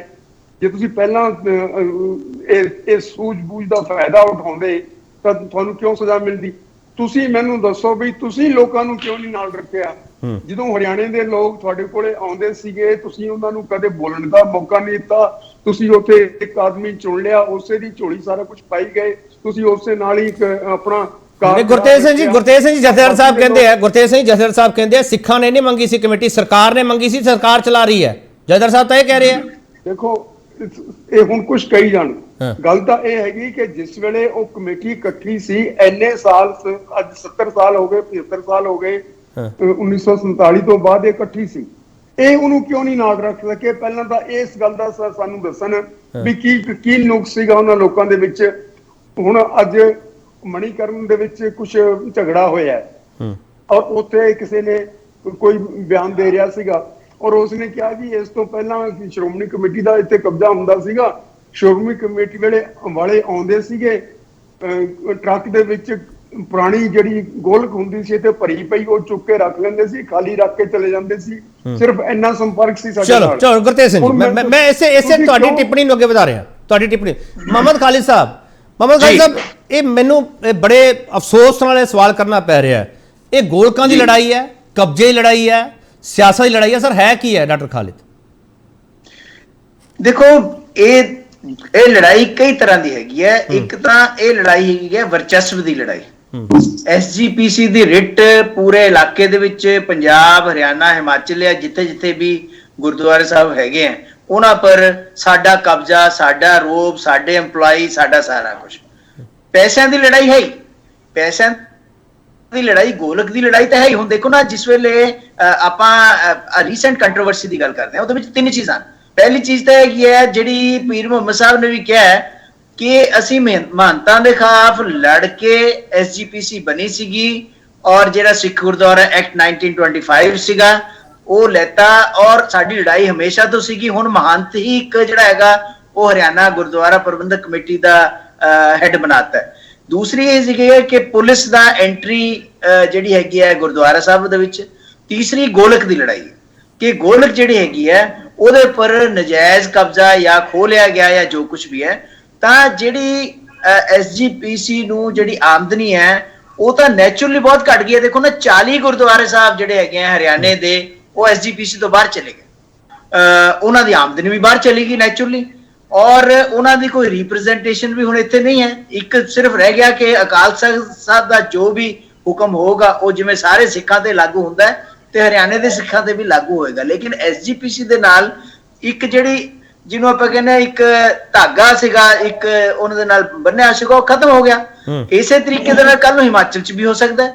ਇਸੇ ਤਰੀਕੇ ਦੇ ਨਾਲ ਜਿਵੇਂ ਜਗਤੇਜ ਸਿੰਘ ਜੀ ਨੇ ਕਿਹਾ ਹੈ ਕਿ ਜਿਹੜੇ ਆਪਣੇ ਹਜ਼ੂਰ ਸਾਹਿਬ ਜਾਂ ਦੂਸਰੇ ਗੁਰਦੁਆਰੇ ਸਾਹਿਬ ਉਹ ਕਹਿਣਗੇ ਅਸੀਂ ਵੀ ਇੰਡੀਪੈਂਡੈਂਟ ਹੋ ਗਏ, ਤਾਂ ਉਹਦਾ ਪ੍ਰਭਾਵ ਜਿਹੜਾ ਹੈਗਾ, ਉਹਦਾ ਜਿਹੜਾ ਬੈਡ ਇਫੈਕਟ ਹੈ ਉਹ ਸਾਰੀ SGPC ਦੀ ਫੰਕਸ਼ਨਿੰਗ ਦੇ ਉੱਪਰ ਤੇ ਉਹਦੀ ਰਿਟ ਦੇ ਉੱਪਰ ਤੁਹਾਨੂੰ ਇਹ ਲੱਗਦਾ ਖਾਲਿਦ ਸਾਹਿਬ, ਤੁਹਾਨੂੰ ਇਹ ਲੱਗਦਾ ਖਾਲਿਦ ਸਾਹਿਬ ਵੀ SGPC ਪੰਜਾਬ ਦੀ ਕਮੇਟੀ ਬਣ ਕੇ ਹੀ ਨਾ ਰਹਿ ਜਾਵੇ? ਤੁਹਾਨੂੰ ਇਹ ਲੱਗਦਾ ਪਿਆ? ਐਗਜ਼ੈਕਟਲੀ। ਚਲੋ ਮੈਂ ਤੁਹਾਨੂੰ ਦੱਸਦਾ ਇਸੇ ਕਰਕੇ ਮੈंने ਪਿਛਲੀ ਉਹਦੇ ਵਿੱਚ ਕਿਹਾ ਸੀਗਾ ਕਿ ਇਹ ਨੌਬਤ ਆਈ ਕਿਉਂ, ਇਹਦੇ ਬਾਰੇ ਡੈਫੀਨਿਟਲੀ ਸੋਚਣਾ ਚਾਹੀਦਾ। ਚਲੋ ਮੈਂ ਇੱਕ ਛੋਟਾ ਬ੍ਰੇਕ ਲਵਾਂਗਾ, ਬ੍ਰੇਕ ਤੋਂ ਵਾਪਸ ਆਊਂਗਾ। ਆਖਰੀ ਹਿੱਸੇ ਵਿੱਚ ਅਸੀਂ ਹੋਵਾਂਗੇ ਤੇ ਸਵਾਲ ਹੋਰ ਵੀ ਨੇ।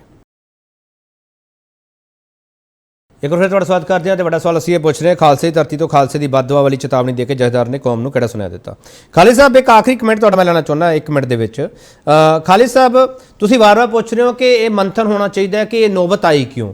ਖਾਲਿਦ ਸਾਹਿਬ ਜਦੋਂ ਅਕਾਲੀ ਦਲ ਤੇ BJP ਦਾ ਆਪਸ ਵਿੱਚ ਗੱਠਜੋੜ ਸੀਗਾ, ਇੰਨੇ ਸਾਲ ਰਿਹਾ, ਉਦੋਂ ਇਹ ਨੌਬਤ ਆ ਚੁੱਕੀ ਸੀ ਜਾਂ ਉਦੋਂ ਤਿਆਰੀ ਹੋ ਚੁੱਕੀ ਸੀ? ਤੇ ਜੇ ਗੱਠਜੋੜ ਨਹੀਂ ਰਿਹਾ ਤਾਂ ਉਸ ਤੋਂ ਬਾਅਦ ਇਹ ਨੌਬਤ ਆ ਗਈ। ਖਾਲਿਦ ਸਾਹਿਬ ਆਪਾਂ ਇਸ ਨਤੀਜੇ ਤੇ ਪਹੁੰਚਦੇ ਪਏ ਹਾਂ। ਮੈਂ ਤੁਹਾਨੂੰ ਦੱਸਦਾ KP ਜੀ, ਕੋਈ ਵੀ ਰੀਜਨਲ ਪਾਰਟੀ ਅਗਰ ਕਿਸੇ ਨੈਸ਼ਨਲ ਪਾਰਟੀ ਦੇ ਨਾਲ ਗੱਠਜੋੜ ਕਰਕੇ ਲੰਬਾ ਚੱਲਦੀ ਹੈ ਤਾਂ ਰੀਜਨਲ ਪਾਰਟੀ ਖਤਮ ਹੋ ਜਾਂਦੀ ਹੈ। ਇਹ ਆਪਾਂ ਨੇ ਬਹੁਤ ਜਗ੍ਹਾ ਦੇਖਿਆ ਹੈ। ਫਿਰ ਅਕਾਲੀ ਦਲ ਨੇ ਗਲਤੀ ਕੀਤੀ ਖਾਲਿਦ ਸਾਹਿਬ? ਹਾਂਜੀ, ਅਕਾਲੀ ਦਲ ਨੇ ਗਲਤੀ ਕੀਤੀ ਗੱਠਜੋੜ ਕਰਕੇ? ਅਕਾਲੀ ਦਲ ਨੇ ਆਪਣੇ ਆਪ ਨੂੰ ਇੱਕ ਨੈਸ਼ਨਲ ਪਾਰਟੀ 'ਚ ਆਲਮੋਸਟ ਸਬਮਰਜ ਕਰਤਾ ਸੀਗਾ, ਜਿਹਦਾ ਖਮਿਆਜ਼ਾ ਅੱਜ ਅਕਾਲੀ ਦਲ ਭੁਗਤ ਰਿਹਾ ਹੈ। ਔਰ ਉਹ ਸਿਰਫ ਅਕਾਲੀ ਦਲ ਤੱਕ ਹੀ ਸੀਮਤ ਨਹੀਂ ਹੈ, ਬਲਕਿ ਜਿੰਨੀਆਂ ਵੀ ਜਥੇਬੰਦੀਆਂ ਨਾਲ ਲੱਗੀਆਂ ਹੋਈਆਂ ਸੀਗੀਆਂ ਉਹ ਸਾਰੀਆਂ ਸਫਰ ਕਰ ਰਹੀਆਂ ਉਸ ਦੀ ਵਜ੍ਹਾ ਕਰਕੇ। ਖਾਲਿਦ ਸਾਹਿਬ ਤੁਸੀਂ ਇਹ ਕਹਿਣਾ ਚਾਹ ਰਹੇ ਹੋ ਕਿ ਅਕਾਲੀ ਦਲ ਕੋਲੇ ਹੁਣ ਇੱਕ ਹੀ ਰਿਹਾ, ਜਥੇਦਾਰ ਸਾਹਿਬ ਤੇ SGPC, ਇਹੀ ਕਹਿਣਾ ਚਾਹ ਰਹੇ ਹੋ ਜਾਂ ਨਹੀਂ? ਅਕਾਲੀ ਦਲ ਦੀ ਰਿਵਾਈਵਲ ਵਾਸਤੇ ਉਹਨੂੰ ਆਪਣੇ ਮੂਲ ਸਿਧਾਂਤਾਂ ਤੇ ਵਾਪਸ ਜਾਣਾ ਪਏਗਾ, ਜਿਹੜਾ ਕਿ ਫੈਡਰਲ ਸਟਰਕਚਰ ਦਾ ਹੈ।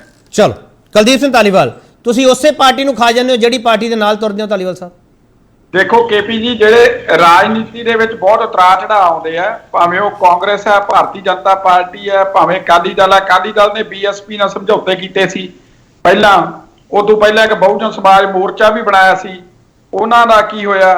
ਤੋ ਇਹ ਰਾਜਨੀਤੀ ਦੇ ਸਮੇਂ ਮੁਤਾਬਕ ਵੱਖ-ਵੱਖ ਸਮਝੌਤੇ ਜਿਹੜੇ ਆ ਉਹ ਹੁੰਦੇ ਰਹਿੰਦੇ ਆ। ਔਰ ਅਕਾਲੀ ਦਲ ਹੁਣ ਸਾਡੇ ਤੋਂ ਆਪ ਵੱਖ ਹੋਇਆ, ਅਸੀਂ ਨਹੀਂ ਵੱਖ ਕੀਤਾ। ਧਾਲੀਵਾਲ ਸਾਹਿਬ ਜਮ ਅਕਾਲੀ ਦਲ ਨੂੰ ਤੁਸੀਂ ਖਤਮ ਕਰੋ, ਜੋ ਮਰਜ਼ੀ ਕਰੋ, ਤੁਹਾਡੀ ਪੋਲਿਟਿਕਸ ਹੈ, ਉਹ ਤੁਹਾਡੀ ਰਣਨੀਤੀ ਹੈ। ਅਕਾਲੀ ਦਲ ਦੀ ਵੱਖਰੀ ਰਣਨੀਤੀ, ਤੁਹਾਡੀ ਵੱਖਰੀ ਰਣਨੀਤੀ ਹੈ। ਤੁਸੀਂ ਇੱਕ ਮਿੰਟ ਸੁਣ ਤਾਂ ਲਓ ਨਾ ਧਾਲੀਵਾਲ ਸਾਹਿਬ, ਸੁਣ ਲਓ ਧਾਲੀਵਾਲ ਸਾਹਿਬ, ਸੁਣ ਲਓ ਨਾ ਧਾਲੀਵਾਲ ਸਾਹਿਬ, ਸਵਾਲ ਸੁਣ ਲਓ ਸਰ ਸਵਾਲ ਸੁਣ ਲਓ ਧਾਲੀਵਾਲ ਸਾਹਿਬ, ਸਵਾਲ ਤਾਂ ਸੁਣ ਲਓ ਨਾ ਧਾਲੀਵਾਲ ਸਾਹਿਬ, ਸਵਾਲ ਤਾਂ ਸੁਣ ਲਓ ਨਾ, ਨਾ ਕਰੋ ਜਮ ਖਤਮ ਕਰੋ ਸਰ, ਸਵਾਲ ਤਾਂ ਸੁਣ ਲਓ ਨਾ, ਸਿੱਖ ਇੰਸਟੀਟਿਊਸ਼ਨ ਨੂੰ ਖਤਮ ਕਰਨਾ ਤੁਹਾਡਾ ਹੱਕ ਤਾਂ ਨਹੀਂ ਨਾ ਧਾਲੀਵਾਲ ਸਾਹਿਬ? ਮੇਰਾ ਸਵਾਲ ਤਾਂ ਇਹ ਹੈ। ਦੇਖੋ, ਸਿੱਖਾਂ ਦੇ ਕਿਸੇ ਵੀ ਇੰਸਟੀਟਿਊਸ਼ਨ ਦੇ ਵਿੱਚ ਜਾਂ ਹੋਰ ਕਿਸੇ ਧਾਰਮਿਕ ਇੰਸਟੀਟਿਊਸ਼ਨ ਦੇ ਵਿੱਚ ਭਾਰਤੀ ਜਨਤਾ ਪਾਰਟੀ ਨਾ ਕਦੇ ਦਖਲ ਦਿੰਦੀ ਹੈ, ਨਾ ਅਸੀਂ, ਸਾਡੇ ਤੇ ਸਿਰਫ ਇਲਜ਼ਾਮ ਲਾਇਆ ਜਾਂਦਾ ਔਰ ਨਾ ਸਾਡੀ ਕੋਈ ਮੰਚ ਹੈ। ਜਥੇਦਾਰ ਸਾਹਿਬ ਨੇ ਗਲਤ ਕਿਹਾ, ਆਪਦੇ ਤਰੀਕੇ ਨਾਲ ਚੱਲਦੇ ਆ। ਲੋਕ ਸਾਨੂੰ ਵੋਟਾਂ ਪਾਉਂਦੇ ਆ, ਲੋਕ ਸਾਨੂੰ ਚੁਣਦੇ ਆ, ਵਾਰ-ਵਾਰ ਚੁਣਦੇ ਆ। ਇਹੀ ਜਿਹੜਾ ਹੈਗਾ ਇਹਨਾਂ ਤੋਂ ਬਰਦਾਸ਼ਤ ਨਹੀਂ ਹੁੰਦਾ, ਸਾਡੇ ਤੇ ਫਿਰ ਮੁੜ ਕੇ ਧਾਲੀਵਾਲ ਸਾਹਿਬ ਜਥੇਦਾਰ ਸਾਹਿਬ ਨੇ ਇਹ ਗਲਤ ਬਿਆਨ ਦਿੱਤਾ, ਗਲਤ ਸੰਬੋਧਨ ਦੇ ਦੌਰਾਨ ਇਹ ਤੱਥ ਪੇਸ਼ ਕੀਤੇ ਆ, ਜਾਂ ਇਹ ਗਲਤ ਬਿਆਨਬਾਜ਼ੀ ਕੀਤੀ ਹੈ ਕਿ ਤੁਸੀਂ ਸਿੱਖ ਇੰਸਟੀਟਿਊਸ਼ਨ ਨੂੰ ਖਤਮ ਕਰਦੇ ਪਿਓ? ਦੇਖੋ, ਜਥੇਦਾਰ ਸਾਹਿਬ ਦੇ ਬਿਆਨ ਨੂੰ ਮੈਂ ਗਲਤ ਜਾਂ ਸਹੀ ਤਾਂ ਨਹੀਂ ਕਹਿੰਦਾ, ਪਰ ਮੈਂ ਇੰਨਾ ਜ਼ਰੂਰ ਕਹੂੰਗਾ ਕਿ ਰਾਜਨੀਤੀ ਤੋਂ ਪ੍ਰੇਰਿਤ ਜ਼ਰੂਰ ਹੈ, ਉਹ ਕਿਤੇ ਨਾ ਕਿਤੇ ਮਜਬੂਰ ਰਹੇ ਆ। ਚਲੋ ਪੀਰਮਲ ਸਾਹਿਬ, ਲਾਸਟ ਕਮੈਂਟ ਸਰ 1 ਮਿੰਟ ਦੇ ਵਿੱਚ। ਇਹ ਰਾਜਨੀਤੀ ਤੋਂ ਪ੍ਰੇਰਿਤ ਬਿਆਨ ਹੈ ਜਥੇਦਾਰ ਸਾਹਿਬ ਦਾ, ਜਥੇਦਾਰ ਦਾ ਜਿਹੜਾ ਸੰਬੋਧਨ ਹੈ, ਪੀਰਮਲ ਸਾਹਿਬ BJP ਸਿੱਧਾ ਕਹਿ ਰਹੀ ਹੈ। ਜੇ ਦੇਖੋ, ਜਥੇਦਾਰ ਸਾਹਿਬ ਨੇ ਇਤਿਹਾਸਿਕ ਪ੍ਰਮਾਣ ਦਿੱਤੇ ਨੇ। ਤੁਸੀਂ ਇਸ ਤੋਂ ਪਹਿਲਾਂ ਆਪ ਹੀ ਦੇਖ ਲਓ ਕਿ ਇੰਦਰਾ ਗਾਂਧੀ ਦਾ ਜਿਹੜਾ ਪਰਿਵਾਰ ਹੈ, ਗਾਂਧੀ ਪਰਿਵਾਰ, ਤੁਸੀਂ ਦੇਖੋ ਜਦੋਂ ਉਹਨੇ ਦਰਬਾਰ ਸਾਹਿਬ ਤੇ ਹਮਲਾ ਕੀਤਾ, ਉਸ ਤੋਂ ਬਾਅਦ ਗਾਂਧੀ ਪਰਿਵਾਰ ਕਿਤੇ ਵੀ ਕਾਂਗਰਸ ਦੇ ਵਿੱਚ ਸੱਤਾ ਦੇ ਵਿੱਚ ਨਹੀਂ ਆ ਸਕਿਆ। ਪਿੱਛੇ ਬੈਕਡੋਰ ਤੇ ਭਾਵੇਂ ਮਰਜ਼ੀ ਰਹਿੰਦੇ ਰਹੇ ਆ, ਕਦੀ ਨਰਸਿਮਹਾ ਰਾਓ ਨੂੰ ਲੈ ਆਂਦਾ, ਕਦੀ ਡਾਕਟਰ ਮਨਮੋਹਨ ਸਿੰਘ ਨੂੰ ਲੈ ਆਂਦਾ, ਕਦੀ ਕਿਸੇ ਨੂੰ ਲੈ ਆਂਦਾ, ਲੇਕਿਨ ਉਹਨਾਂ ਨੂੰ ਆਪ ਨੂੰ, ਉਹਨਾਂ ਨੂੰ ਪਰਿਵਾਰ ਨੂੰ ਇਸ ਦੁਨੀਆ ਤੋਂ ਤਾਂ ਜਾਣਾ ਪਿਆ, ਲੇਕਿਨ ਉਹਨਾਂ ਨੂੰ ਇੱਥੇ ਮੌਕਾ ਨਹੀਂ ਮਿਲਿਆ। ਇਸੇ ਤਰੀਕੇ ਦੇ ਨਾਲ ਬੀਜੇਪੀ ਨੂੰ ਅਸੀਂ ਲਾਂਭੇ ਦੇ ਰਹੇ ਹਾਂ ਕਿ ਤੁਹਾਡੇ ਨਾਲ ਸਾਡਾ ਉਹੋ ਜਿਹਾ ਟਕਰਾਅ ਨਹੀਂ ਹੈਗਾ, ਤੁਸੀਂ ਸਿੱਖ ਕੌਮ ਦੇ ਧਾਰਮਿਕ ਮਾਮਲਿਆਂ 'ਚ ਦਖਲ ਦੇਣਾ ਬੰਦ ਕਰੋ। ਪੀਰਮਲ ਸਾਹਿਬ ਤੁਸੀਂ ਇਹ ਮੰਨਦੇ ਹੋ, ਪੀਰਮਲ ਸਾਹਿਬ ਤੁਸੀਂ ਇਹ ਮੰਨਦੇ ਹੋ ਜਥੇਦਾਰ ਸਾਹਿਬ ਨੂੰ ਜਿਹੜਾ ਕਿ ਖਾਲਸੇ ਦੀ ਬਦਦੁਆ ਲੱਗੂਗੀ, ਤੁਸੀਂ ਇਹ ਕਹਿਣਾ ਚਾਹ ਰਹੇ ਹੋ? ਬਿਲਕੁਲ ਲੱਗੇਗੀ। ਤੁਸੀਂ ਇਹ ਦੇਖੋ ਉਹਨਾਂ ਨੇ ਗੱਲ ਕਹੀ ਹੈ ਕਿ ਅਲੱਗ-ਅਲੱਗ ਤੁਸੀਂ ਦੇਖੋ ਸਟੇਟਾਂ ਦੇ ਵਿੱਚ ਜਿਸ ਤਰੀਕੇ ਨਾਲ ਫੈਡਰਲ ਸਟਰਕਚਰ ਨੂੰ ਲੈ ਕੇ ਇੱਕ ਲੋਕ ਆਵਾਜ਼ ਉਠਾ ਰਹੇ ਨੇ, ਤੇ ਅਖੰਡ ਪਾਰਲੀਮੈਂਟ ਕਿਵੇਂ ਰੱਖ ਲੈਣਗੇ? ਦੱਸੋ ਕਿਵੇਂ ਰੱਖਿਆ ਜਾ ਸਕਦਾ? ਚਲੋ ਠੀਕ ਹੈ। ਗੁਰਤੇਜ ਸਿੰਘ ਜੀ ਅਕਾਲੀ ਦਲ ਨੇ ਇੱਕ ਸਟੇਟਮੈਂਟ ਦਿੱਤੀ ਸੀ ਬੇਅਦਬੀ ਦੇ ਮਾਮਲਿਆਂ ਤੇ ਜਿਹੜੇ ਸਿਆਸਤ ਕਰਦੇ ਪਏ ਉਹਨਾਂ ਦਾ ਕੱਖ ਨਾ ਰਵੇ। ਹੁਣ ਜਥੇਦਾਰ ਸਾਹਿਬ ਨੇ ਇੱਕ ਸਟੇਟਮੈਂਟ ਦਿੱਤੀ ਹੈ ਖਾਲਸੇ ਦੀ ਬਦਦੁਆ ਲੱਗੂਗੀ। ਮੈਂ ਇਹਨੂੰ ਉਸ ਕੜੀ ਵਜੋਂ ਦੇਖਾਂ, ਉਸ ਲੜੀ ਵਜੋਂ ਦੇਖਾਂ ਜਾਂ ਨਾ ਦੇਖਾਂ? ਗੁਰਤੇਜ ਸਿੰਘ ਜੀ ਦੇਖੋ, ਉਹਨਾਂ ਨੂੰ ਤਾਂ ਪਤਾ ਸੀ ਵੀ ਕੱਖ ਨਹੀਂ ਰਹਿਣਾ ਜਿਨ੍ਹਾਂ ਨੇ ਕੀਤਾ ਸੀਗਾ, ਔਰ ਉਹਨਾਂ ਦਾ ਕੱਖ ਰਿਹਾ ਨਹੀਂ। ਹੁਣ ਤੁਸੀਂ ਦੇਖ ਲਿਆ ਆਪਣੇ ਆਪ। ਹੁਣ ਨਵੀਂ ਚੀਜ਼ ਆ ਗਈ ਹੈ ਕਿ ਜਿਹੜਾ ਐਵੀਡੈਂਸ ਸੀਗਾ ਕੱਟੜਾ ਕਮੇਟੀ ਦਾ ਸਿੱਟ ਦਾ, ਉਹ ਵੀ ਉਸ ਨੂੰ ਵੀ ਖਤਮ ਕਰਨ ਦੇ ਵਿੱਚ ਇਹਨਾਂ ਸੱਜਣਾਂ ਦਾ ਹੀ ਹੱਥ ਸੀ ਜਿਨ੍ਹਾਂ ਨੂੰ ਅਸੀਂ ਆਪਣੇ ਸਮਝ ਕੇ ਮੁੱਖ ਮੰਤਰੀ ਤੇ ਹੋਮ ਮੰਤਰੀ ਬਣਾਇਆ ਸੀ। ਗੱਲ ਬਦਦੁਆ ਦੀ ਹੈ ਜਿਹੜੀ ਤੁਸੀਂ ਮੇਨ ਕਰਨੀ ਚਾਹੁੰਦੇ ਸੀ, ਇਸ ਦੇ ਉੱਤੇ ਡਿਸਕਸ਼ਨ ਥੋੜਾ ਜਿਹਾ ਹੋਰ ਹੋ ਜਾਂਦਾ ਤਾਂ ਚੰਗਾ ਸੀ। ਇਹ ਬਦਦੁਆ ਨਾਂ ਦੀ ਕੋਈ ਚੀਜ਼ ਨਹੀਂ ਹੁੰਦੀ। ਜਬ ਲਗ ਟੂਟੇ ਨਾ ਹੀ ਮਨ ਭਰਮਾ ਤਬ ਲਗ ਮੁਕਤ ਨਾ ਕੋਈ। ਇਹ ਜਥੇਦਾਰ ਸਾਹਿਬ ਨੂੰ ਇਹਨਾਂ ਗੱਲਾਂ ਤੋਂ ਮੁਕਤ ਹੋ ਜਾਣਾ ਚਾਹੀਦਾ, ਉਹਨਾਂ ਨੂੰ ਸਿੱਖੀ ਦੇ ਰਾਹ ਤੇ ਆਉਣਾ ਚਾਹੀਦਾ। ਕੋਈ ਬਦਦੁਆ ਕਿਸੇ ਨੂੰ ਨਹੀਂ। ਚਲੋ ਗੁਰਤੇਜ ਸਿੰਘ ਜੀ ਮੈਂ ਮੰਨ ਕੇ ਚੱਲਦਾ, ਬਦਦੁਆ ਸਿੱਖੀ ਫਲਸਫੇ ਵਿੱਚ ਨਹੀਂ ਹੈਗੀ, ਮੈਂ ਮੰਨ ਕੇ ਚੱਲਦਾ। ਜਥੇਦਾਰ ਸਾਹਿਬ ਨੇ ਜਿਹੜੀ ਗੱਲ ਕੀਤੀ ਹੈ ਉਹਦੇ ਵਿੱਚ ਉਹਨਾਂ ਦਰਦ ਹੈ ਜਾਂ ਨਹੀਂ, ਜਾਂ ਉਹਦੇ ਵਿੱਚ ਸਿਰਫ ਸਿਆਸਤ ਹੈ? ਗੁਰਤੇਜ ਸਿੰਘ ਜੀ ਇਹ ਪਤਾ ਲੱਗਿਆ ਹੈ, ਮੈਂ ਜਿੱਥੋਂ ਤੱਕ ਪਿੱਛੇ ਕੁਝ ਦਿਨ ਮੈਂ ਦੇਖਿਆ ਕਿ ਫਰਵਰੀ ਦੇ ਮਹੀਨੇ ਮਨਜੀਤ ਸਿੰਘ ਜੀ ਆਪਣੇ ਕਾਫੀ ਦੇਰ ਤੱਕ ਆ ਕੇ ਬੈਠਦੇ ਸਨ ਸਵੇਰੇ ਕੀਰਤਨ ਦੇ ਸਮੇਂ ਦਰਬਾਰ ਸਾਹਿਬ। ਮੈਂ ਕਿਸੇ ਨੂੰ ਪੁੱਛਿਆ ਕਿ ਕੀ ਗੱਲ ਹੈ, ਇਹ ਪਹਿਲਾਂ ਤਾਂ ਬੜੇ ਘੱਟ ਦੇਖਦੇ ਸਾਂ, ਹੁਣ ਲਗਾਤਾਰ 2-3 ਹਫ਼ਤਿਆਂ ਦੇਖ ਰਹੇ ਹਾਂ। ਤਾਂ ਉਹਨਾਂ ਨੇ ਕਿਹਾ ਜੀ ਇਹਨਾਂ ਨੂੰ ਹੁਣ ਲਾਰਾ ਲਾਇਆ ਗਿਆ ਹੈ ਕਿ ਇਹਨਾਂ ਨੂੰ ਕੀ ਇੱਥੇ ਬਣਾਇਆ ਜਾਏਗਾ, ਜਥੇਦਾਰ ਦੀ ਜਗ੍ਹਾ ਦੇ ਉੱਤੇ ਅਕਾਲ ਤਖਤ ਦਾ ਜਥੇਦਾਰ ਲਾਇਆ ਜਾਏਗਾ। ਮੈਨੂੰ ਇਹ ਲੱਗਦਾ ਹੈ ਕਿ ਇਹਨਾਂ ਨੂੰ ਇਸ ਤਰ੍ਹਾਂ ਦਾ ਡਰਾਵਾ ਦੇ ਕੇ ਇਹਨਾਂ ਕੋਲੋਂ ਬਿਆਨ ਦਵਾਏ ਜਾ ਰਹੇ ਨੇ ਜਿਹੜੇ ਕਿ ਸਿੱਖ ਧਰਮ ਵਾਸਤੇ ਹਾਨੀਕਾਰਕ ਹੋਣਗੇ। ਚਲੋ ਆ ਪਿੱਛੇ ਪਹਿਲਾਂ ਇਹਨਾਂ ਨੇ ਮੁਹਿੰਮ ਚਲਾਈ ਸੀ ਕਿ ਜੀ ਇੱਥੇ ਆ ਕੇ ਕੈਂਸਰ ਦਾ ਰੋਗ ਠੀਕ ਹੋ ਜਾਂਦਾ ਹੈ, ਔਰ ਇਹਨਾਂ ਨੇ ਪ੍ਰਚਾਰ ਕੀਤਾ, ਔਰ ਉਹਦਾ ਨਤੀਜਾ ਕੀ ਨਿਕਲਿਆ? ਇਹ ਵਹਿਮ ਭਰਮ। ਠੀਕ ਹੈ ਗੁਰਤੇਜ ਸਿੰਘ ਜੀ, ਗੁਰਤੇਜ ਸਿੰਘ ਠੀਕ ਹੈ। ਪੀਰਮਲ ਸਾਹਿਬ ਗੁਰਤੇਜ ਸਿੰਘ ਜੀ ਵੀ ਅੱਧੇ ਮਿੰਟ ਦੇ ਬੋਲੋ ਫਟਾਫਟ ਬੋਲੋ ਪਲੀਜ਼। ਨਤੀਜਾ ਇਹ ਨਿਕਲਿਆ ਕਿ ਉਸ ਨੂੰ ਇੱਕ ਟੂਰਿਸਟ ਸੈਂਟਰ ਬਣਾ ਲਿਆ ਲੋਕਾਂ ਨੇ। ਅੱਜ ਤੁਸੀਂ ਤੇ ਮੈਂ ਜਾਓ, ਅਸੀਂ ਦਰਸ਼ਨ ਕਰਨ ਅੰਦਰ ਨਹੀਂ ਵੜ ਸਕਦੇ। ਬਾਹਰਲੇ ਟੂਰਿਸਟ ਆ ਕੇ ਉੱਥੇ ਜਿਹੜਾ ਕੁਝ ਉਹ ਕਰ ਰਹੇ ਨੇ, ਸੈਲਫੀਆਂ ਲੈ ਰਹੇ ਨੇ, ਜੋ ਕੁਝ ਕਰ ਰਹੇ ਆ ਉਹ ਸਾਡੇ ਸਾਹਮਣੇ ਹੈ। ਸੋ ਇਹਨਾਂ ਨੂੰ ਇਸ ਤਰ੍ਹਾਂ ਦੇ ਭਰਮ ਵਹਿਮ ਫੈਲਾ ਕੇ ਸਾਡਾ ਸਿੱਖੀ ਦਾ ਨੁਕਸਾਨ ਨਹੀਂ ਕਰਨਾ ਚਾਹੀਦਾ। ਮੇਰੀ ਇਹ ਬੇਨਤੀ ਹੈ। ਹੁਣ ਤੱਕ ਇਹ ਜਿਉਂ ਦੇ ਬਾਦਲ ਆਏ ਨੇ ਉਹਨਾਂ ਦਾ ਕਰਦੇ ਆ ਰਹੇ ਨੇ, ਇਹਨੂੰ ਖਤਮ ਕਰਨ, ਇਸ ਨੂੰ ਛੱਡ ਦੇਣ ਹੁਣ, ਕਿਉਂਕਿ ਪਹਿਲਾਂ ਹੀ ਬਦਦੁਆ ਉਹਨਾਂ ਦੀ ਲੱਗ ਚੁੱਕੀ ਆ ਉਹਨਾਂ ਨੂੰ ਆਪਣੇ ਆਪ ਨੂੰ। ਠੀਕ ਹੈ, ਵਹਿਮ ਭਰਮ ਛੱਡ ਦੇਣਾ ਚਾਹੀਦਾ। ਤੇ ਡਰ ਤਾਂ ਹੈ ਨਾ ਕੌਮ ਨੂੰ ਜਾਂ ਨਹੀਂ ਹੈ, ਜਿਹੜਾ ਜਥੇਦਾਰ ਸਾਹਿਬ ਨੇ ਜਤਾਇਆ, ਖਦਸ਼ਾ ਜਤਾਇਆ? ਠੀਕ ਹੈ, ਬਿਲਕੁਲ ਠੀਕ ਹੈ ਉਹਨਾਂ ਦੀ ਗੱਲ। ਚਲੋ ਠੀਕ। ਖਾਲਿਦ ਸਾਹਿਬ ਵਹਿਮ ਭਰਮ ਵਾਲੇ ਸ਼ਬਦਾਂ ਤੋਂ ਗਰੇਜ ਕਰਨਾ ਚਾਹੀਦਾ ਸੀ ਜਥੇਦਾਰ ਸਾਹਿਬ ਨੂੰ, ਪਰ ਉਹਨਾਂ ਨੇ ਗੱਲ ਸਹੀ ਕੀਤੀ ਹੈ। ਗੁਰਤੇਜ ਸਿੰਘ ਜੀ ਇਹ ਕਹਿ ਰਹੇ।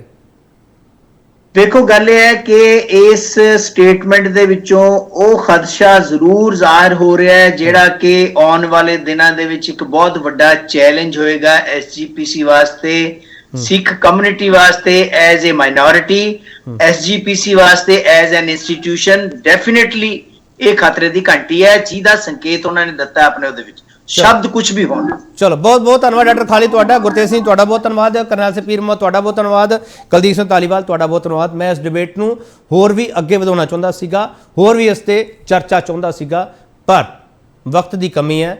ਪਰ ਜੇ ਇਸ ਸਾਰੇ ਮਸਲੇ ਦੇ ਉੱਤੇ ਗੰਭੀਰਤਾ ਨਾਲ ਸੋਚਿਆ ਵਿਚਾਰਿਆ ਜਾਵੇ ਤਾਂ ਕੁੱਲ ਮਿਲਾ ਕੇ ਇੱਕ ਲਾਈਨ ਜਿਹੜੀ ਮੈਨੂੰ ਸਮਝ ਆ ਰਹੀ ਹੈ ਕਿ ਸ਼੍ਰੋਮਣੀ ਅਕਾਲੀ ਦਲ ਨੂੰ ਆਪਣੇ ਮੂਲ ਸਿਧਾਂਤਾਂ ਤੇ ਵਾਪਸ ਪਰਤਣਾ ਪਵੇਗਾ, ਤਾਂ ਹੀ ਇਹ ਜਿਹੜਾ ਬਿਆਨ ਹੈਗਾ, ਜਿਹੜੇ ਸੰਬੋਧਨ ਹੈਗੇ ਆ, ਉਸ ਤੇ ਮੰਥਨ ਆ ਜਿਹੜਾ ਹੋਰ ਵੱਡਾ ਹੋ ਸਕਦਾ ਹੈ। ਤੇ ਜੇ ਸਿਰਫ ਇਸ ਮੰਥਨ ਤੇ ਕੱਲੀ ਪੋਲਿਟਿਕਸ ਕਰਨੀ ਹੈ ਤੇ ਮੂਲ ਸਿਧਾਂਤਾਂ ਤੇ ਵਾਪਸ ਆਉਣ ਦੀ ਗੱਲ ਨਹੀਂ ਕਰਨੀ ਤਾਂ ਫਿਰ ਚਰਚਾ ਜਿਹੜੀ ਉਹ ਲਗਾਤਾਰ ਹੁੰਦੀ ਰਹੂਗੀ। ਫਿਰ ਜਿੰਨੇ ਮਰਜ਼ੀ ਤੁਸੀਂ ਲਾਂਭੇ ਬੀਜੇਪੀ ਨੂੰ ਦਿੰਦੇ ਰਹੋ ਤੇ ਚਾਹੇ ਤੁਸੀਂ ਲਾਂਭੇ ਲੈਂਦੇ ਰਹੋ, ਫਿਰ ਜੈਦਰ ਸਾਹਿਬ ਵੀ ਇਦਾਂ ਹੀ ਬੋਲਣਗੇ, ਐਸਜੀਪੀਸੀ ਪ੍ਰਧਾਨ ਵੀ ਇਦਾਂ ਹੀ ਬੋਲਣਗੇ ਤੇ ਕੌਮ ਅੱਗੇ ਜਿਹੜਾ ਸੁਨੇਹਾ ਰੱਖਣ ਦੀ ਕੋਸ਼ਿਸ਼ ਕੀਤੀ ਜਾ ਰਹੀ ਹੈ, ਕੌਮ ਨੂੰ ਕਿੰਨਾ ਸਮਝ ਆ ਰਿਹਾ, ਉਹ ਸਵਾਲ ਸਾਡੇ ਅੱਗੇ ਬਹੁਤ ਵੱਡਾ। ਬਹੁਤ ਧੰਨਵਾਦ।